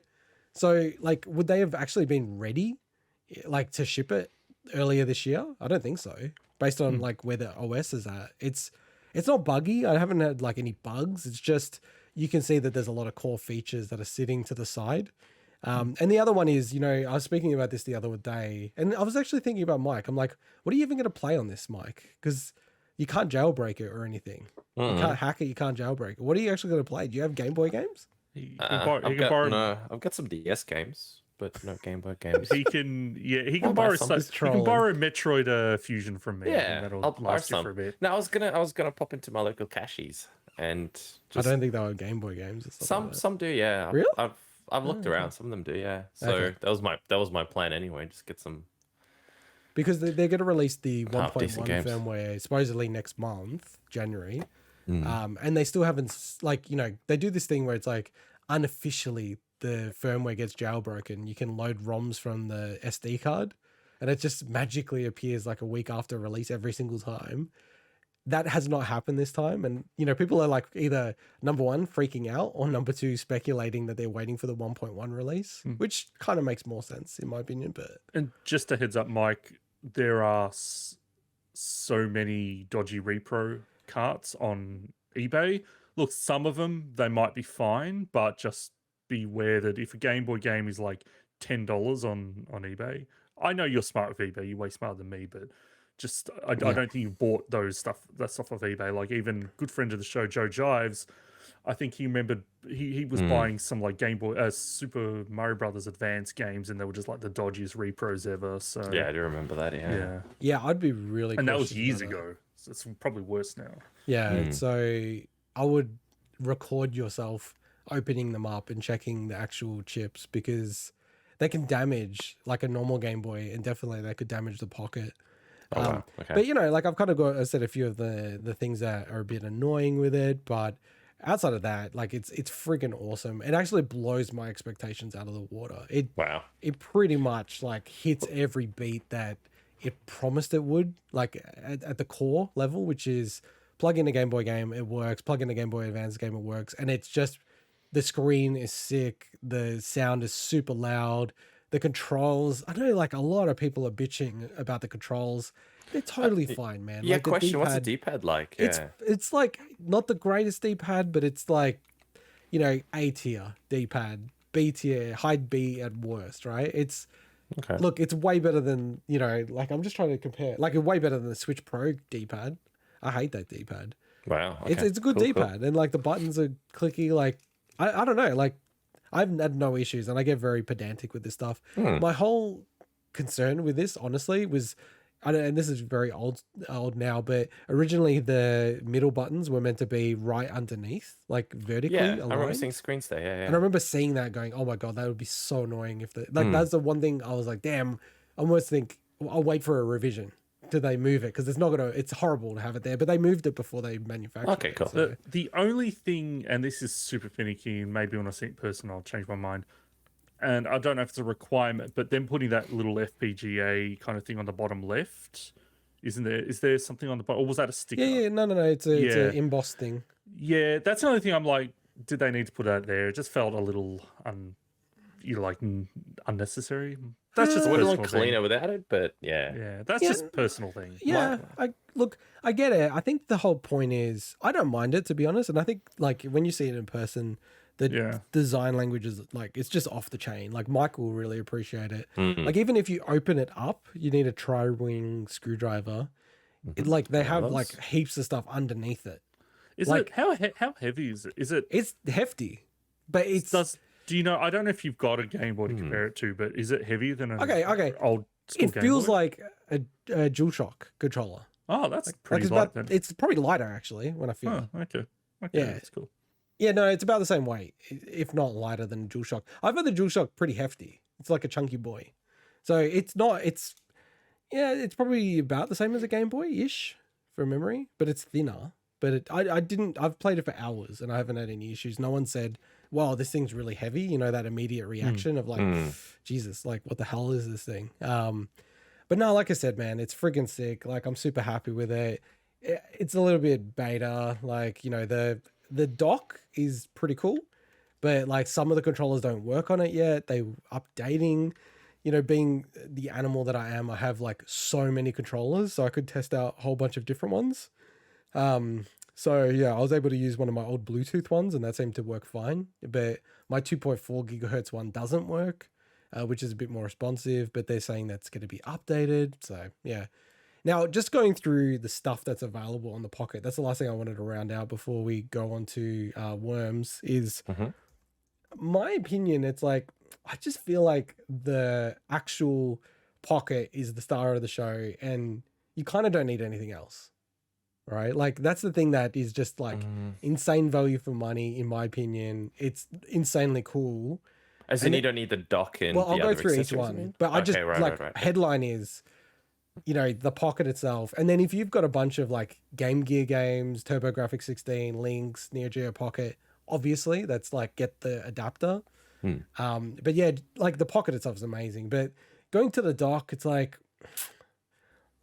I do like the dock and I will use it. I've used it already, but it's a very much like I would think about whether you use the Switch in docked or portable mode. If you're mostly portable, I wouldn't get a dock, in my opinion. Right? But if you do play a lot like of Switch docked and that's your kind of pattern and style, then yeah, probably would make sense to grab one. It works really, really well. It's very similar to a Switch. Like you just kind of have it on, plop it in, and then it switches over to the TV exactly where you were. It's like I said, it's amazing a company this small can achieve this much, right? And that's kind of why I really wanted a dock, because I want to play through Golden Sun 1 and 2 again. So kind of been when kind of this. It's a good opportunity to go back to a lot of those games. And they're the kind of games I'd like to play on a TV. I'm probably not going to play something like Dr. Mario and Puzzle League on Game Boy Advance on the TV. Like, that's a handheld game, you know? So yeah, no, for sure. And just on that, like, like the Game Boy Advance has such a cool library of medium-sized games where they're still pretty chunky games, but like perfect for someone like me who... like with a family, I can't have too many games which are hundreds of hours long. Like I just, you know, that's why I've got Red Dead Redemption 2, you know, just so I can play these games. But you don't have to spend hundreds on that. and a surprisingly decent version of Tekken on Tekken Advance. It's shockingly really? decent. I haven't tried that. I can't believe how decent that game was. Okay. And I'm then looking moving forward on to the to Metroids. the hard case. So the Pocket hard case. And by the way, I got everything because I'm just an animal, right? But the Pocket hard case is a big L for me. It's like, Even for traveling? I would never use it for traveling. Wow, That's the only reason I got it, just as a like if I need to take it somewhere. I think it would guarantee crack if you took it traveling. Wow, then what's the point? Is it just a display thing? I've got both of them, right, for my one Pocket that I have. And that's magically changing colors. Yeah. So I got the multicolor one. It's 90 style. It's an OBS overlay. It looks cool. Plugin. Like the hard case looks freaking cool. I see heaps of people on the forums, they're in a rush and they stick it on back to front. And if you do that, because you can, it only goes one direction, right? So you're not meant to be able to stick it this way. It doesn't, like you kind of have to jam it. I don't really know how they've done it, but you'd have to jam it. But if you do that, they reckon it doesn't come off. And they've had to either crack the case or the screen gets cracked. They've done they've graded their Analogue Pocket WADA style. WADA style. They've slabbed it. Yeah. So it looks really cool. I like the case minimal, looks amazing. It's clean. If you're gonna be like Mike and just buy it and put it up on the shelf and never play it, beautiful. Get the case. I'll sell you a case, right? Okay. But outside of that, I've used it and I'm like, oh my God, I can't take this around because it's gonna crack for sure, the case. Or it's gonna smash the actual Pocket inside somehow. So it's a big fat L for me. The tip is that everyone's saying 3DS XL, any case that fits that will fit the Pocket fine. So I've actually ordered some 3DS XL cases because they're still cheap on Oh, that's good. Amazon I've still and got my things. 3DS XL. Okay. Yeah, so try that Gonna out. check that out. Tempered glass screen. So I'm just going through the store right now. Like the thing, I got both of them on. Thankfully, they are pretty much perfectly aligned. Like people look at it and they go, "Oh shit, okay, I didn't know there was a screen on top of it." You got both of them on your one pocket. Yeah, that's right. Yeah, Yes. true. Yes. And it's like, oh man, you know, I'm very torn about the screen. Like I don't put like for clarity, like I don't put screens on my actual iPhones. So it seems bizarre that I'm putting it on a pocket, but Can I just say something? Sorry about Yeah. screens. I put screen protectors on for the first time ever on devices yesterday. Yeah. Right? I've never put screen protectors on any other Yeah. device. Never really had a need. But I bought switch lights for my nieces and nephews, and I'm like, well, I'm going to put screen protectors Yeah, on that's- this. And that's oh good my idea for them. god, screen protectors are the most. Specifically, there was one that was like really flexible. Yeah. Biggest pain in the ass to Yeah. put those Oh, things on. there's an art to it, man. Oh Yeah. my god! And then I'd use one of the like harder ones. I'm like, oh, this one's so much easier. Yeah, the It's, glass like, ones. You gotta go with the solid, glass it's ones. The glass solid. ones are much better. Anyway, yeah. I just Yeah. wanted to rant that screen protectors are sometimes one of the arseholes. tricks is I always do it after a shower because the steam, I'll just power through it. The steam actually takes all the dust out and Yeah. it actually like eliminates dust as a factor. That's only one factor. Aligning it is like a nightmare. Like I have to put heaps of lights around it and then just like make sure I've got it like lined up because I'm nuts. I'll like see it and it's off center. I'm like, fuck, I got to get a new one. And I used to be like that, and I just don't care as long as there's no bubbles in the middle of yeah, the I'm screen. trying not to care about that stuff as much. Now with the screen protector, I'm kind of a bit like probably a pass on it. I did put it on my one black and white one. They're really expensive and they only give you one glass screen protector. Every screen protector I've ever bought has two. Yeah, because you always screw the first one. Correct. And it's like that actually made it feel like so much more pressure. Now I played it without it and with it. You can't really tell the difference. So tick from that perspective, but I'm a bit dubious on that. In terms of the fast charging USB-C power supply, that comes with the dock, by the way. So if you're ordering a dock, you don't need to add that to your order. Like I'd kind of put an L on that because it only is US style. So it's just better to buy an Australian one that already has the adapter on it. I've already said all the adapters, like if you have those consoles, big fat W on them. And then also the pocket to pocket link cable, I'd highly recommend picking one of those up. You can use the original link cable, like the Game Boy link cable or the Game Boy Advance one, but it's always good to get like a new one of those just because like it seems pretty high quality. But if then- you're not planning to ever link it to another one, Yeah, it's- well, that's a factor, of course, right? That's a Yeah, factor. But I'll just yeah, say sorry. if you have back- two, then you definitely would want it. Oh So, yeah, that hard case on Analogue's site, they say impact resistant transparent case. So if I trust you more than the wording, but that's interesting. They put impact resistant. yeah, I'm sure it's impact resistant, but like it's super hard plastic to be fair to them. But I just would not. Even my wife was like, "Don't like bring it in the case; it'll smash for sure." Like you just feel it, and you're like, "Oh, this is not gonna go. This is not gonna last if I use this." And then yeah, I can't really comment about the nano loop stuff. I've mucked around with it a little bit, but I don't have like a keyboard and all that other kind of or synthesizers. So yeah, like I think ultimately like the Pocket is a big fat W, and then it's like the dock. It's really up to you. Like if you're gonna play it docked, and you definitely know you will, I would recommend people don't buy it if they're not 100% certain that they're gonna put it on the big screen. Because it's like the screen itself as well is so amazing. It's almost like It's the centerpiece, right? yeah, you don't want to put it what on you the get it dock, for. right? Yeah. Because it shows up all the flaws of the game so much more extremely, like on the big screen. So that's our review of the Analog I have Pocket. two Is there any questions. questions? Yes. Yeah, I have two questions about it. So this thing is called the Analogue Pocket. Yeah. So my two questions are: number one, nothing analog about it, is there? It's all a digital stick, digital buttons, not analog sticks. It's got analog components. I'll say something about Okay. analog. That see the the analog logo, the Yeah. dot and the dash. Is that analog? Yeah. No, the dot and the dash. That is Morse Yeah. code for A. That Which is is really also cool. A for analog. It's That like is- the, that is the awesome. I weird like level of that. That detail is this really, company really goes cool. to. They're crazy. And the second question I have is: it's called the Analog Pocket. It can't Have be you- pocketed. Okay, right. So it's It's neither pretty analog big. nor It's pretty fitting big. into your pocket. Got it. Well, if it's the same size as the it Game should Boy, be called a digital it depends. purse. if it depends on how big your pockets are. It's true. If the Depends Game how Boy big was your the pockets are. same. Yeah. The Game Boy was Yeah. thicker though, so that was even harder. That's what Yeah, she but they said. never called it the Game Boy Pocket. you But know, they showed people They putting never into called their it. pocket. They never called it Game Boy the Pocket. Game Yeah, To be fair, the Game Boy Pocket was smaller, so it was a lot smaller. Yeah, a lot Yeah. thinner and a lot less thick. just also the fact is you can still actually get this as well. So Yes. I'm on the Saw that. site now. Just know that any pre-orders you make now would be 2023. I guess delivery whenever in 2023 they haven't said. So Mhm. yeah. Well, I think Oh. one thing that's really interesting about it is they've removed the Super NT and the Mega SG completely from the store. So Which sucks. previously it was like you either pre-order or you could buy it, and now they're all gone. And even the DAC that I own is gone as well. I'm like, oh, that's a bit like weird.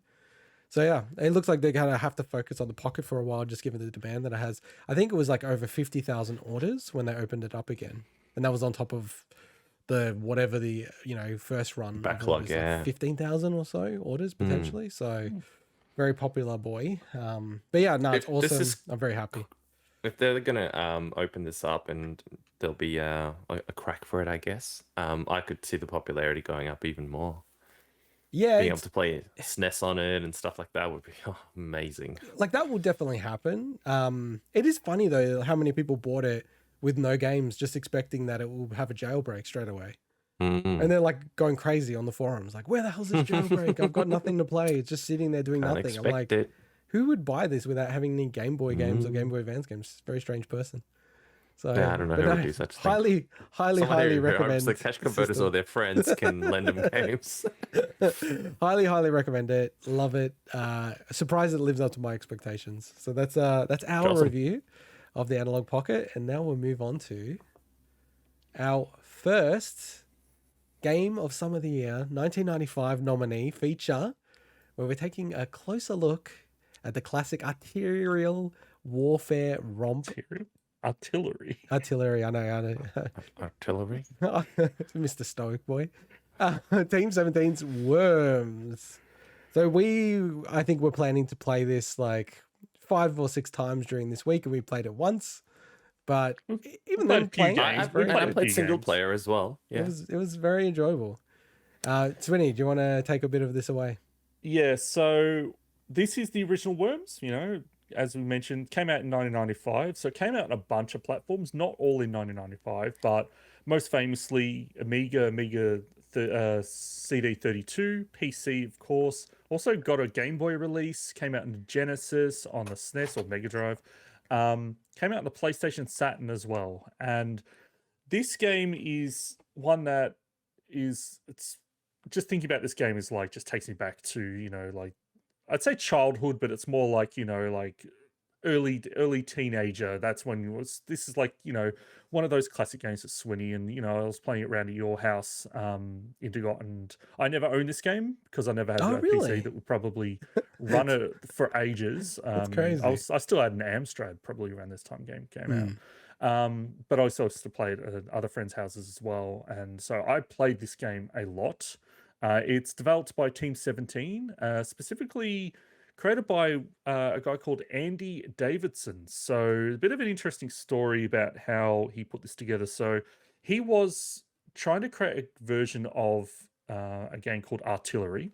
Oh, I thought it was QBasic Gorillas. So we'll get into that stuff a little bit, Mike. And he actually ripped the graphics from Lemmings, and it was originally called Lem Artillery, his original version of it. And so and then obviously he knew, okay, when he tried to create a commercial product from this, and he obviously got publishing by Team 17 from it.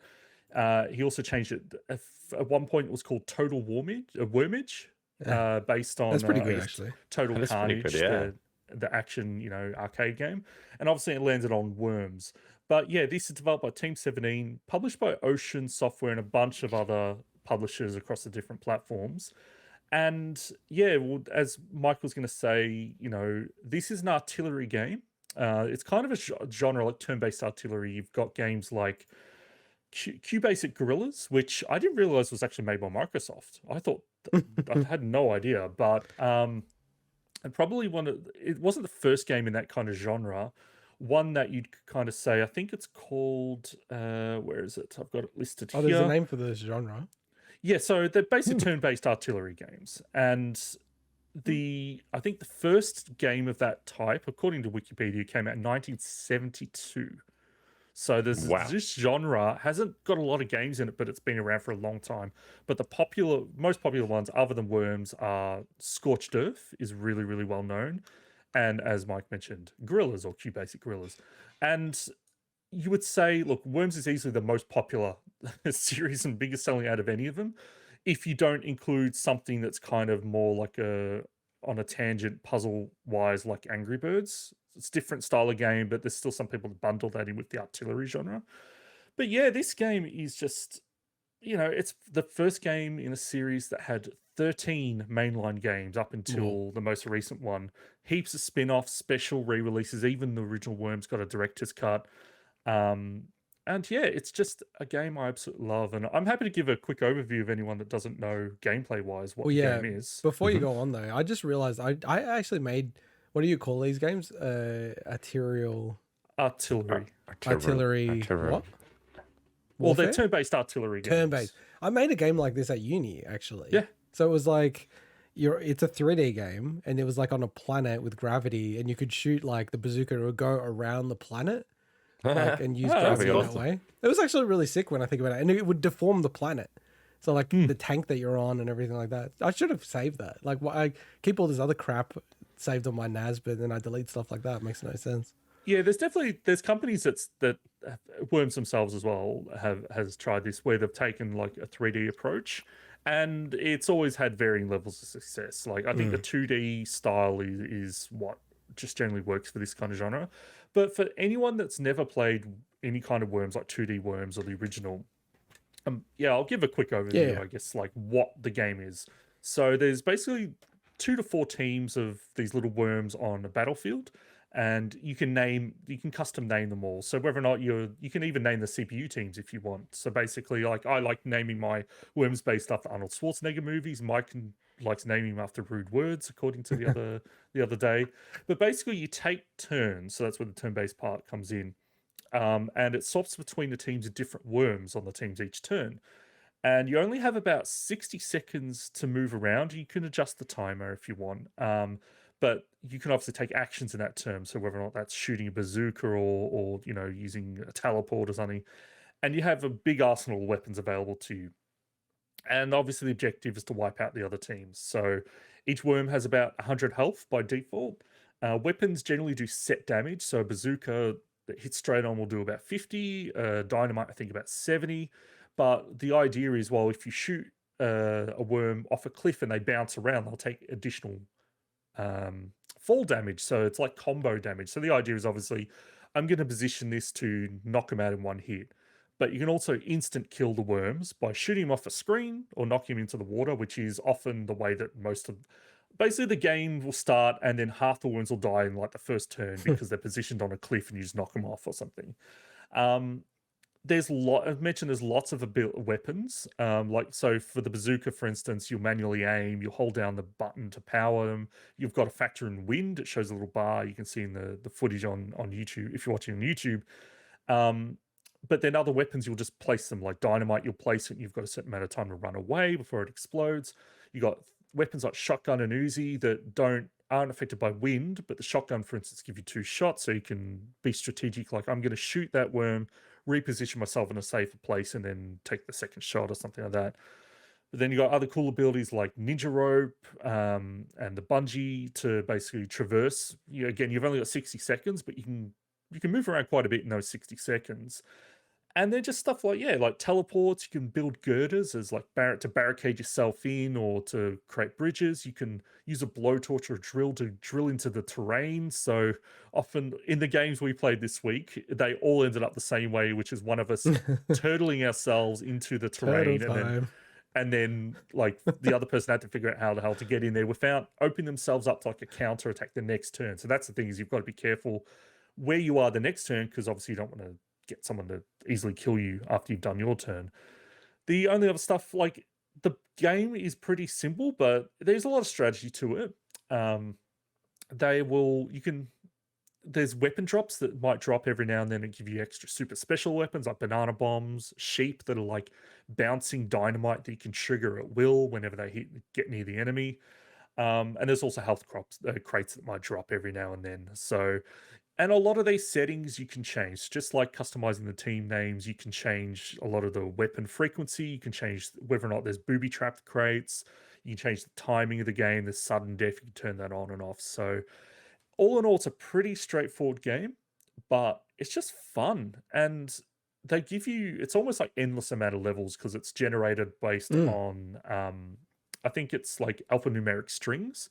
And so if you find a level you like, you can write that down and then basically just play that level in the future if you wanted to. But It's like Minecraft, right?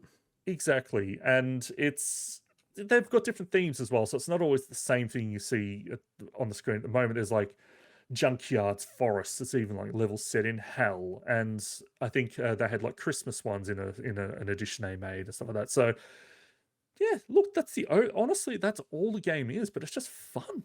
It reminds me a bit of like Smash Brothers, where the fun is in the emergent gameplay from it. It's like, here's the universe that you're in, and then you find the fun yourself just with stupid shit you do or dumb stuff you do. Like, you have to definitely laugh at yourself in this game. Yeah, I don't think it's about precision or anything like that, but it can get like that after a while if you play it a lot.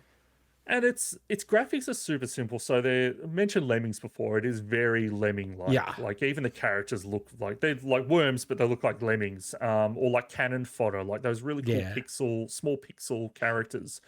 And the music's cool, but my favorite thing is probably like the little voice quips that the worms will play. And you can change the voices of your teams, but just like they're burned in my brain, like, oh no, incoming, and things like that. They're just like even years and years later, they're still burning my brain now. Classic. I gotta say, the music doesn't register at all in my head, and we just played it the other day.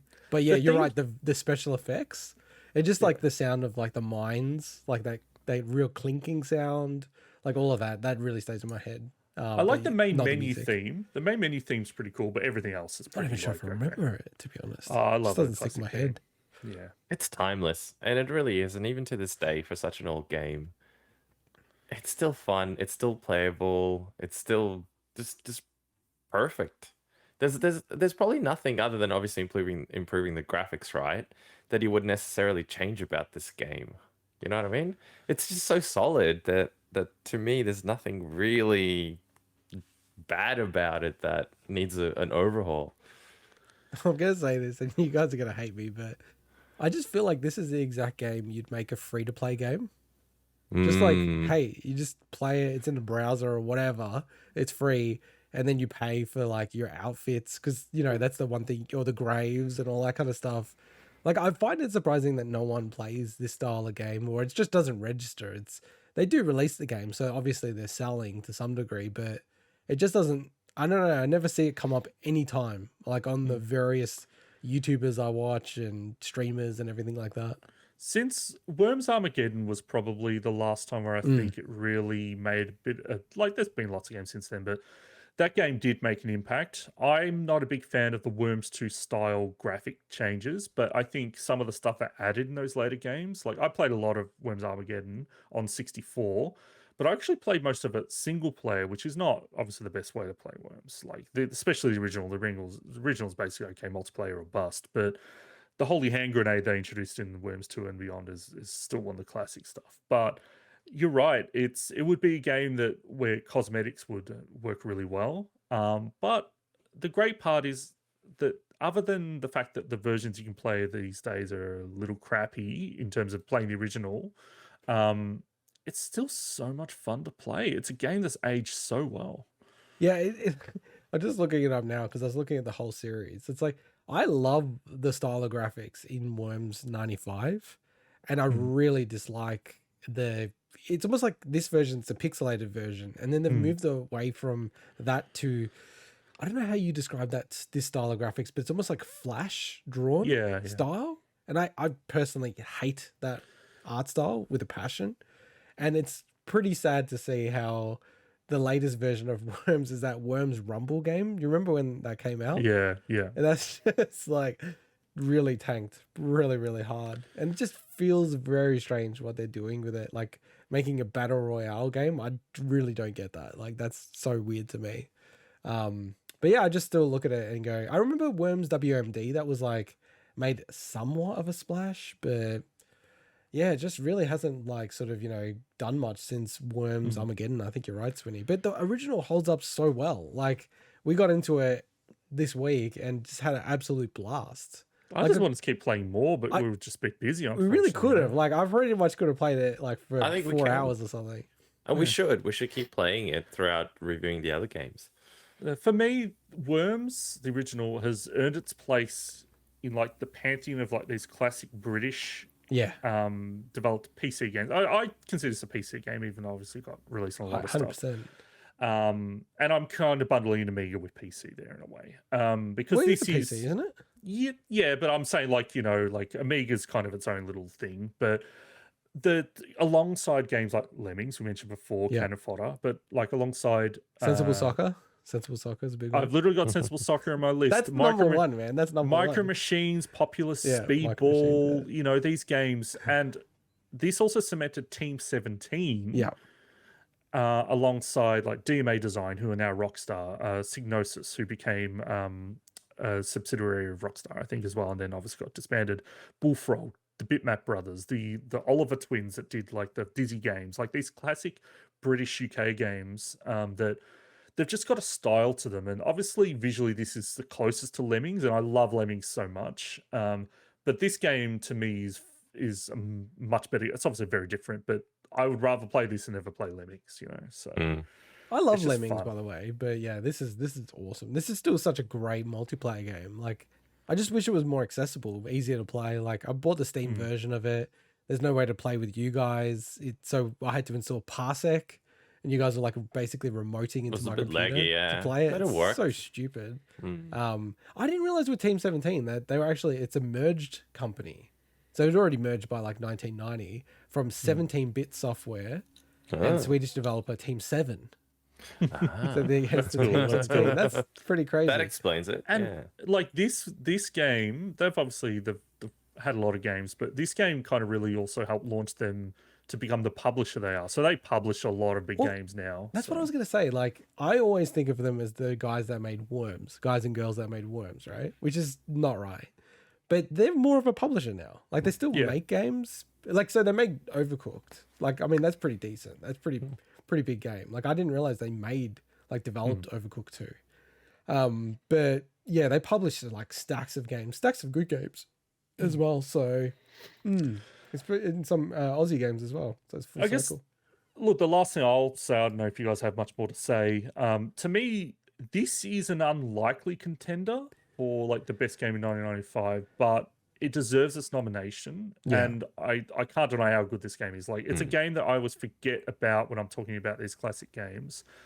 And not only does it hold up, but it holds a special place in my heart as well.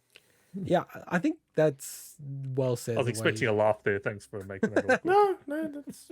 I'm just cracking open some of the old 1995 considerations. Like, there's a lot of games where we didn't include that. Like Warcraft is not in our top 6. Warcraft 2.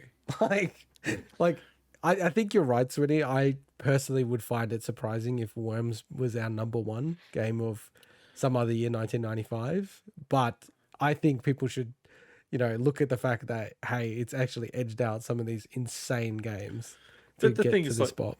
These games, we're talking about games that hold I said hold special place in my heart. Like, I have much more of a fondness for Worms than I do most other games, just because it's a big part of my childhood, and it's created so many funny moments. It's one of those, as you mentioned Smash Bros before, it's almost like a game that no game is the same. Almost. It's like every single game feels different. It creates these little stories and funny moments. So. Yeah, it's super awesome. It's like it's not like it wouldn't be a worthy winner, to be honest. It's not like it wouldn't be a worthy winner. It'd be unlikely. Could be a worthy winner. Just be unlikely. It's very unlikely. I think, given especially like Swinny and I and some of the games in this year that we absolutely adore. But like I said, like, all I'm trying to say is I think it would be a worthy winner. It wouldn't be an unworthy winner. No way. But I probably can't say it. So Yeah. All right. We'll Well, see. that was We'll see how Worms. it goes. What are we covering next week? Do we have it? Full throttle? Is that right? Full throttle. Full Yes. throttle. It's a massive change up for Worms. Yeah. That's awesome.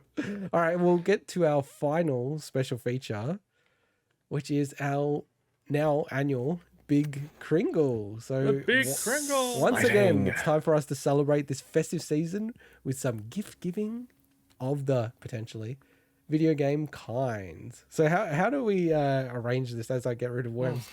Let me just. I'll just grab the two gifts. That I Well, I you did guys- Yeah, I've that got them earlier. right here. I did that No, earlier. they're literally next to me, Dan. So I can't. You just make sure you Sorry. don't show your addresses and stuff like that. Yeah, I gotta get my Mike sent me this package, and it's literally got my name and Get the address, opener. like massive letters.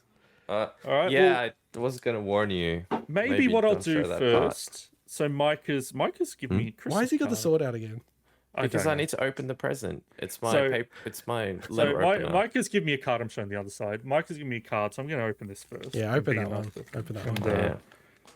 Yeah. I was expecting a like. Don't show the contents of the card. And so we Holly should say as Jolly. well, like last year we did like a pretty low limit. Now I don't even know how much we were meant to spend this year. Cool. I'm reading. that it. wasn't So from me. That was you- from Intergot, right? What? What is that it? card was from Intergot. I didn't send a card. I didn't send that card. This is awesome. He's just fucking opening his Christmas Huh? cards on the Where'd you air. open the Wait, card what? from? No, I didn't give you that what? card. I thought you said there was a card. So No, the what card's is this? inside the box. I didn't give you the card. This is I from have no Swinny's idea who you got Secret the and card Oh, from. okay. All right. I'll Who's put that one card to the from? side. The butch guy down the I corridor. know who it's from. I'm not going to mention it. Then. I know what that is. What's his name? What's his name? It's I was like, wow, I didn't send him that no, card. it's a work thing. It's a work. Okay, that's Okay, great. The no, great my good card's start, Swinny. inside the All right. I'm inside opening. your presents. So I'm going to mirror our. Is it this side? I'm going to mirror our thumbnail.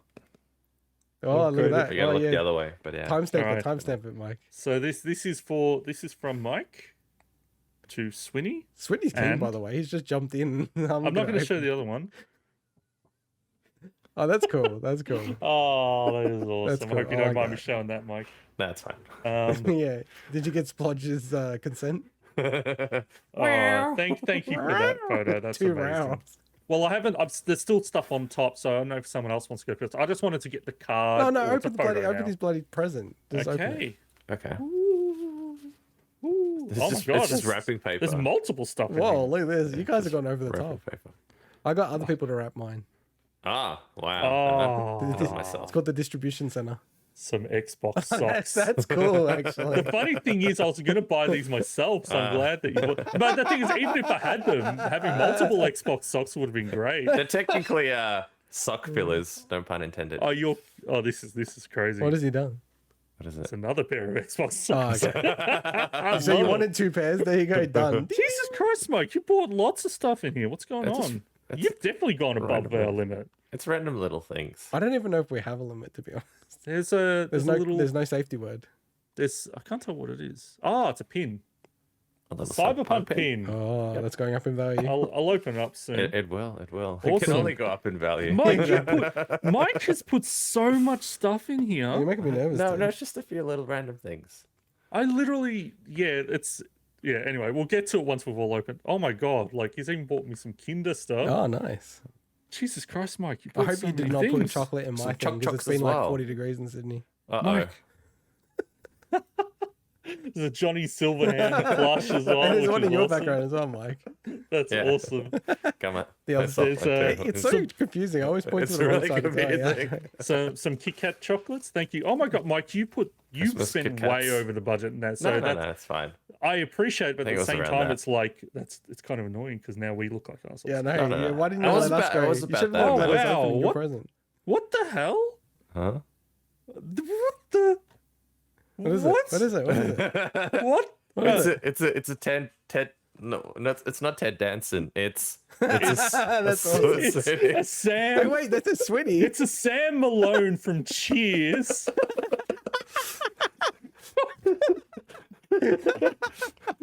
It's got me. Because I always make a joke that I'm Ted Danson, and he's got me a Ted Danson Cheers Funko awesome. Pop. And look, he's even got a t-shirt. Oh my Read God. his t-shirt. And his t-shirt, he's put "I love Xbox" on it. What? Oh Did you my God, customize Mike. that? That's crazy. That's awesome. Mike, Well, I this is customized insane. it myself, but yeah, I didn't put That's Oh my sick. God. customized pops. And I forgot to mention, That's really cool. And this is the part where I'm like, oh shit, I Oh, hope no one damn. got him that. Damn, that's cool, dude. Hey, Swinny, I can't hear you. You're on mute. He- So my excited. He's my so hand hit excited. the mute. He's My hand speechless. hit the mute. Which is amazing because obviously it's last week we talked about it's a game that none of us played and that's a bit of a crime. Everyone loves it. So wow, that's crazy. You've gone over the top. feel That's like too it. much. Mike, that's I haven't nuts. gone over the Now top. now I'm you going to spend like hundreds of dollars next year making you. yeah, feel we like have, an we asshole. have that's changed the bar of this. No, no. That's awesome. And that Glad you liked Sam them. Malone cheese Funko Pop is the craziest thing I think anyone's ever bought me. Really? Since Mike bought me Left 4 Dead and made a custom zombie Barbie on top of it. Oh yeah, that was a bit freaky. Thank you, Mike. And I'll very hand over to cool. someone else for That's the next very person. cool. All right. Well, Wow. maybe I'll open yours, Swinny, that you sent me. Yeah. Oh, you're yeah. gonna hate this. And now I'm thinking You're the one maybe... who sent like 100 stamps on yours, right? Oh well, they just had to. That's Wow. what they put on. I just the. Oh, did post they office put did it for on? me. Yeah. Oh, I'm gonna try to make sure I don't show my address. So it's a pretty big Mm-hmm. box, but you're gonna hate the present, but that's fine. It's worth it. I'm gonna hate the present. It's worth it. What is this, like bad Santa or something? Is this the idea? I've missed the memo on this. All right, sorry guys. I want to cut myself here. Take your time, as long as you don't use one of these. I got my little one. But there's a consolation that I think that at least it might be appreciated by someone. All right, I'm in. Close the knife safety, kids. All right. Thank you, Mike. There was a lot of great presents there. Hey, what? That's crazy. I feel bad now feel that like it. I've got Nah, this. he's not feeling bad. This is isn't a awesome. competition. I Who love cares? this. What do you mean?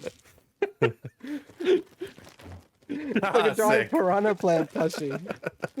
So I got him a Piranha Plant plushie because he's all about is my trying main. to main Piranha Plant in Smash Brothers. Now, that's the only thing there, but it met out like it was. We had a maximum, and that was the maximum. This is awesome. I love this actually, man. This is so cool. I was worried that Mike might have got that as well because I saw it in eBay Games the other day again. I'm like, but then I'm like, no. Mike probably doesn't relate you to Piranha Plant. In No, any way. no, I not don't as know. much. No, I no. wouldn't. No. But now I Mike's, will now have this on my desk when I play Smash Brothers. So if I do beat you, I'll hold it up to the camera. I planted you. so on the like This is cool. Mike, none of us should have followed Mike's presence. Like, Yeah, no, that's true. he's gone overboard. So my consolation was if you didn't like it, at least you'd know some people that might like it. Okay, here. I'm gonna hide this from them because I'll play with it. Mine. All right, you go next, Mike. Okay, cool. Maybe do who's- mine because then Who that sort should of I? goes I'll do rotating a yours. bit. Okay, cool. Wow. So this is big. Which side? I'll open it on this side. It's a big Amazon box. So Wow. I gotta use my normal Oh, he's size got a knife. butcher knife. He's got a butcher knife now, not a samurai sword. No, I You decided. realize Samurai Sword is a bad idea Use to that. open presents. Imagine if you got tempt that me. on tape. Don't tempt me. I will do it. How'd you cut yourself? Here's the video of it. By the way, that samurai sword, it's not fully sharpened. I got it when I was in Japan from a secondhand. Okay, that Grandma is and grandpa super shop. weeby. That's super weeby. No, I was just walking around and it was a secondhand grandma and grandpa shop in All right, more opening. Gina, let's I talk. think. Anyway, so okay, let me open it up. Oh, damn boy, he knows me. He knows me. Hang on. It is the Lego Panigale motorbike. So it's How not very is that? gaming This- related. How is that fitting in our price range? no, I don't like know what he. there was a sale on it, so Oh, it's not too okay, bad. okay. It's not too bad. I feel like I'm So the he- only person that tried to stick to that bloody thing. He knows that this is one of my favorite sports bike. Yeah, it's sick. Well, actually, the original Planet Gal is probably my favorite sports bike. So, huge fan. And then I was like, looking forward to building this bad boy. I was realizing because I was saying to This is Mike, awesome. just to Mike the other day, I go, oh man, I was looking at motorbikes again. I was looking at Ducatis. And then I realized to myself, it must have been because I bought that for you. I started thinking about Probably. motorbikes again. Oh, they're amazing machines. This is awesome. Thank you so much. Nice. I'm glad you liked it. All Love right, it, Swinny. love it. Okay, all right. So I've got this package. I'm showing the Yeah, side it's that not going to be doesn't as have good as anything. Mike's. So temper No, your look, temper trust your me, like, expectations. After knowing what my present is for Mike as well, it's like I feel like it's only downhill from here. I'm going to try That's to. Yeah, that's good because Mike's the last one. Oh, yeah. I could go next if you want. No. No. It's more funny that way. Okay. All right, I'm opening this package.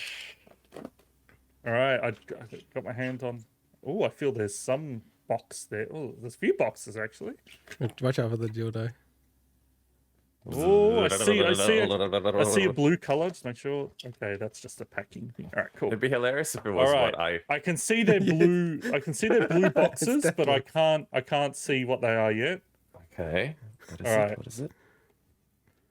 First one.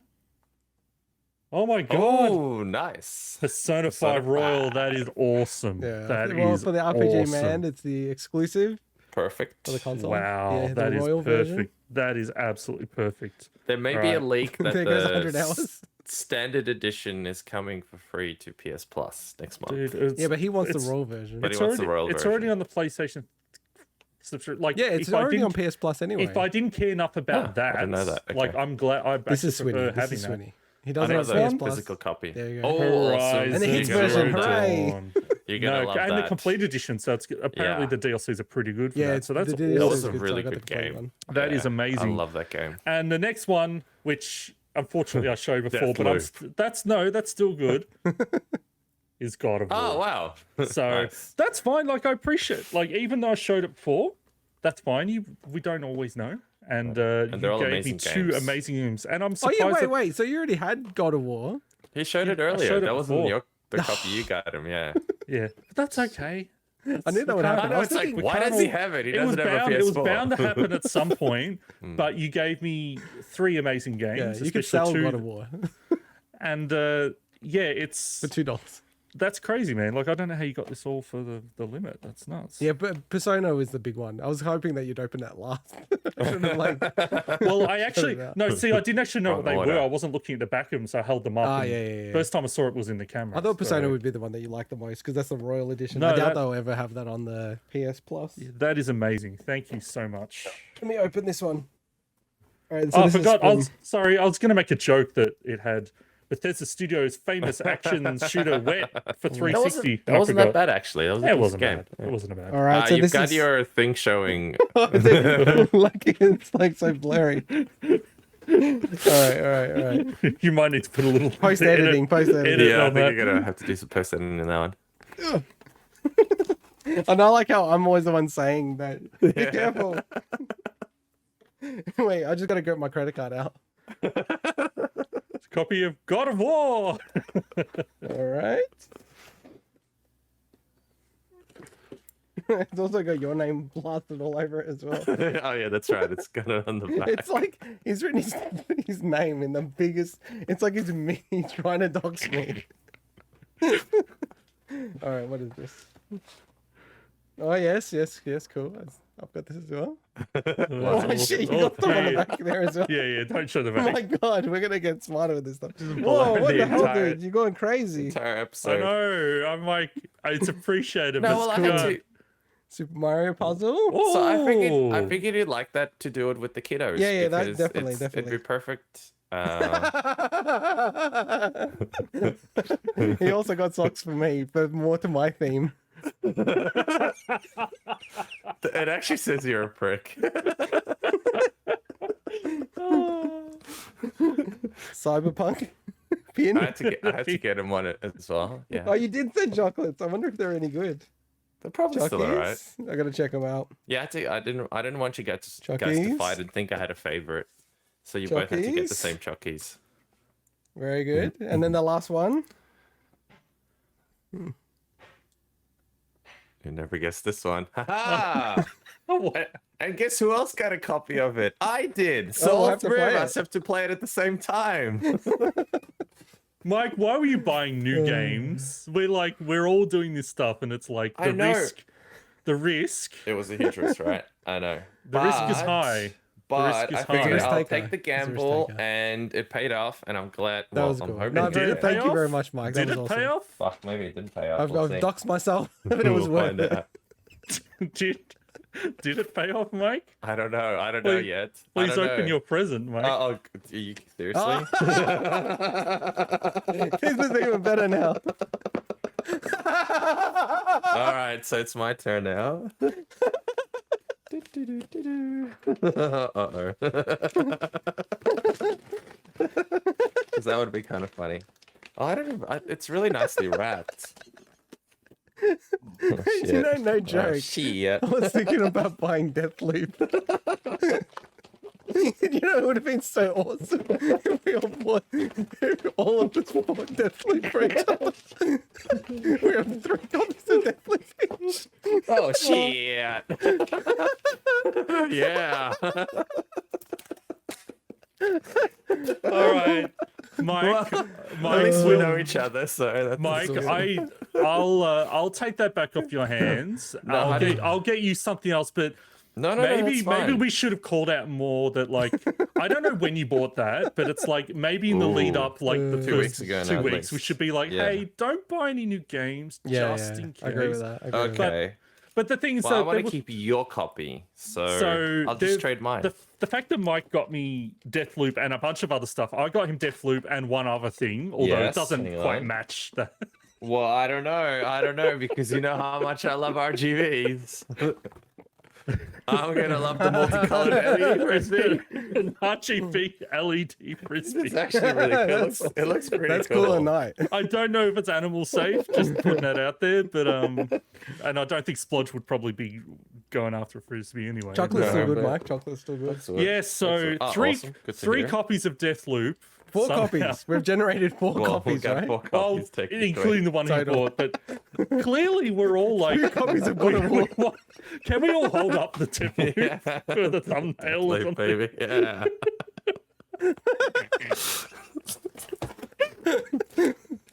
Deathloop for everyone. The show title's going to be Deathloop or something. Deathloop. Deathlooped.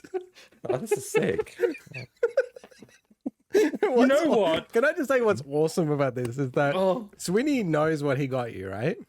Yeah. So he's opened your present and you've got Deathloop in there and a whole bunch of other shit, right? So he's going, oh, fuck.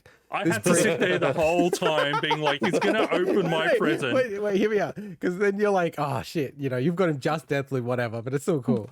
But the fact that just before he goes to open his present, he mentions, I bought both of you yeah. Deathloop and then I bought myself Deathloop. And then Swinny's face is like, oh, fuck. You suck. You made it worse somehow. You know what? I bought Deathloop and then I go, oh crap, was Deathloop? I couldn't remember if was Deathloop a PS Plus game because I'm like, well, if it was, Mike might have got it. And then I looked it up. I'm like, oh, it wasn't. No. And then I'm like, oh, that's all right. That's a relief. It will be, though. Mike's surely not going to go and buy new games in this 2-week period. And it's coming out on Game Pass next year as well. What? So Well, I mean, yeah, like that's a given, but I'd rather probably play it on PS5 anyway. So I would want to play. I kind of was hankering to play it, to be honest. Oh. So I saw it on sale and I was thinking, should I buy this? I'm like, So- no, the show's coming up, so I better not. I think we should. So, Mike, we will arrange a replacement for Deathloop. Wait, so can No, we you don't hold have up to, your it's both fine. Deathloop? I will Do you have keep both your Deathloops? Do you have both I of them want to there? keep your copy. I'll I just get will rid of my one. consult. I will consult with you to make sure because you buy games on the daily basis. It seems like. No, maybe. No. What? I'll give my copy to someone. It's fine. I know want to what? keep I'm- the actual copy you gave me, though. Do you have don't both trade. copies there? I still have the copy you gave me of the Star Wars game. I had a bit of keep these. trust in Mike. Maybe for this last run up to the end of his New Year's resolution of not buying new games just because he might actually not buy new games. No, but I had too much had trust to in you. because I figured I had to. I got you both a copy, and the whole intention was we all play it and review But it. couldn't you just buy it today on Boxing Day? It's probably cheaper anyway. Probably could have just done it actually. But not like they're running out of copies. But Whatever. thank you all for the amazing presents. Mike, you went beyond the cost, which is appreciated, but also all like annoying. Mike, you've started an arms So race, buddy. Next year, we- I'm gonna get my big dick out and plump it on the table. I think we should. I'll do a cast. We should put in like an absolute limit, but maybe doesn't. Like postage is a different thing because it's hard to tell that stuff. Yeah. No, there's no So limit. it's more like I think That's there the biggest should be a cost. hard limit because otherwise it could get out of control. So, Oh, he started the war. He started. No, I'm not. We were very humble last year, and then he's just put his member out. That wasn't that much. It was just little things. It was cool little things that I thought, hey, that would work. I do like the really well. handmade stuff. That's I cute. can't believe you got me a Ted Danson Funko Pop. Yeah, that's cool. That's cool. That's cool. Joe Jives hate will. Funko Joe Pops, Jives is but- probably laughing his ass off. Yeah, when that he was heard funny. that. Take him out and just actually have him. Oh my god! There's something on the back as well. I think there might be something on the back of his shirt, if I recall correctly. I don't Did know. I do I'd the have back? to open it. I kind of don't want to open it, Just open it. It's fine. but it might be a Oh, collector's maybe item. he'll do it think- later. Maybe he'll do it later. Well, it The, is. big- the it's big it's wig- unique. The Big Wig podcast when we're all famous Hollywood superstars. This will be a collector's item. It's super limited edition. So Oh, and RPGs. So I Yeah. love Xbox and RPGs. That's cool. That's cool. Very fitting. It was For worth for opening up. anyone that listened to the show as their first podcast, these people don't know. they first listened to the episode of the podcast, the amount I talked about Final Fantasy, they would probably understand. I now. wanted to do one for you as well, Wow. Integot, but I couldn't find any Tom Cruise. You couldn't find any pops. assholes. And thank you to Got for the copy of Bethesda Softworks' Yes, famous that's what I gave you. This. Eliza Dushku voice acted Wet. Get you wet. All right. That ends the Big Kringle. We'll have an arms race next year to destroy Mike, which will be fun. So you can tune in from 1 year as the annual podcast rolls out. Big year in gaming. But for the outro next week, we'll be covering Full Throttle, which is our second of 6 Game of Summer of the Year 1995 games, and then also we talk about our 2021 resolutions, and then potentially make 2022 year resolutions. We'll see if we want to do that. But with that, potentially not. But with that, it's bye-bye. Bye. See ya.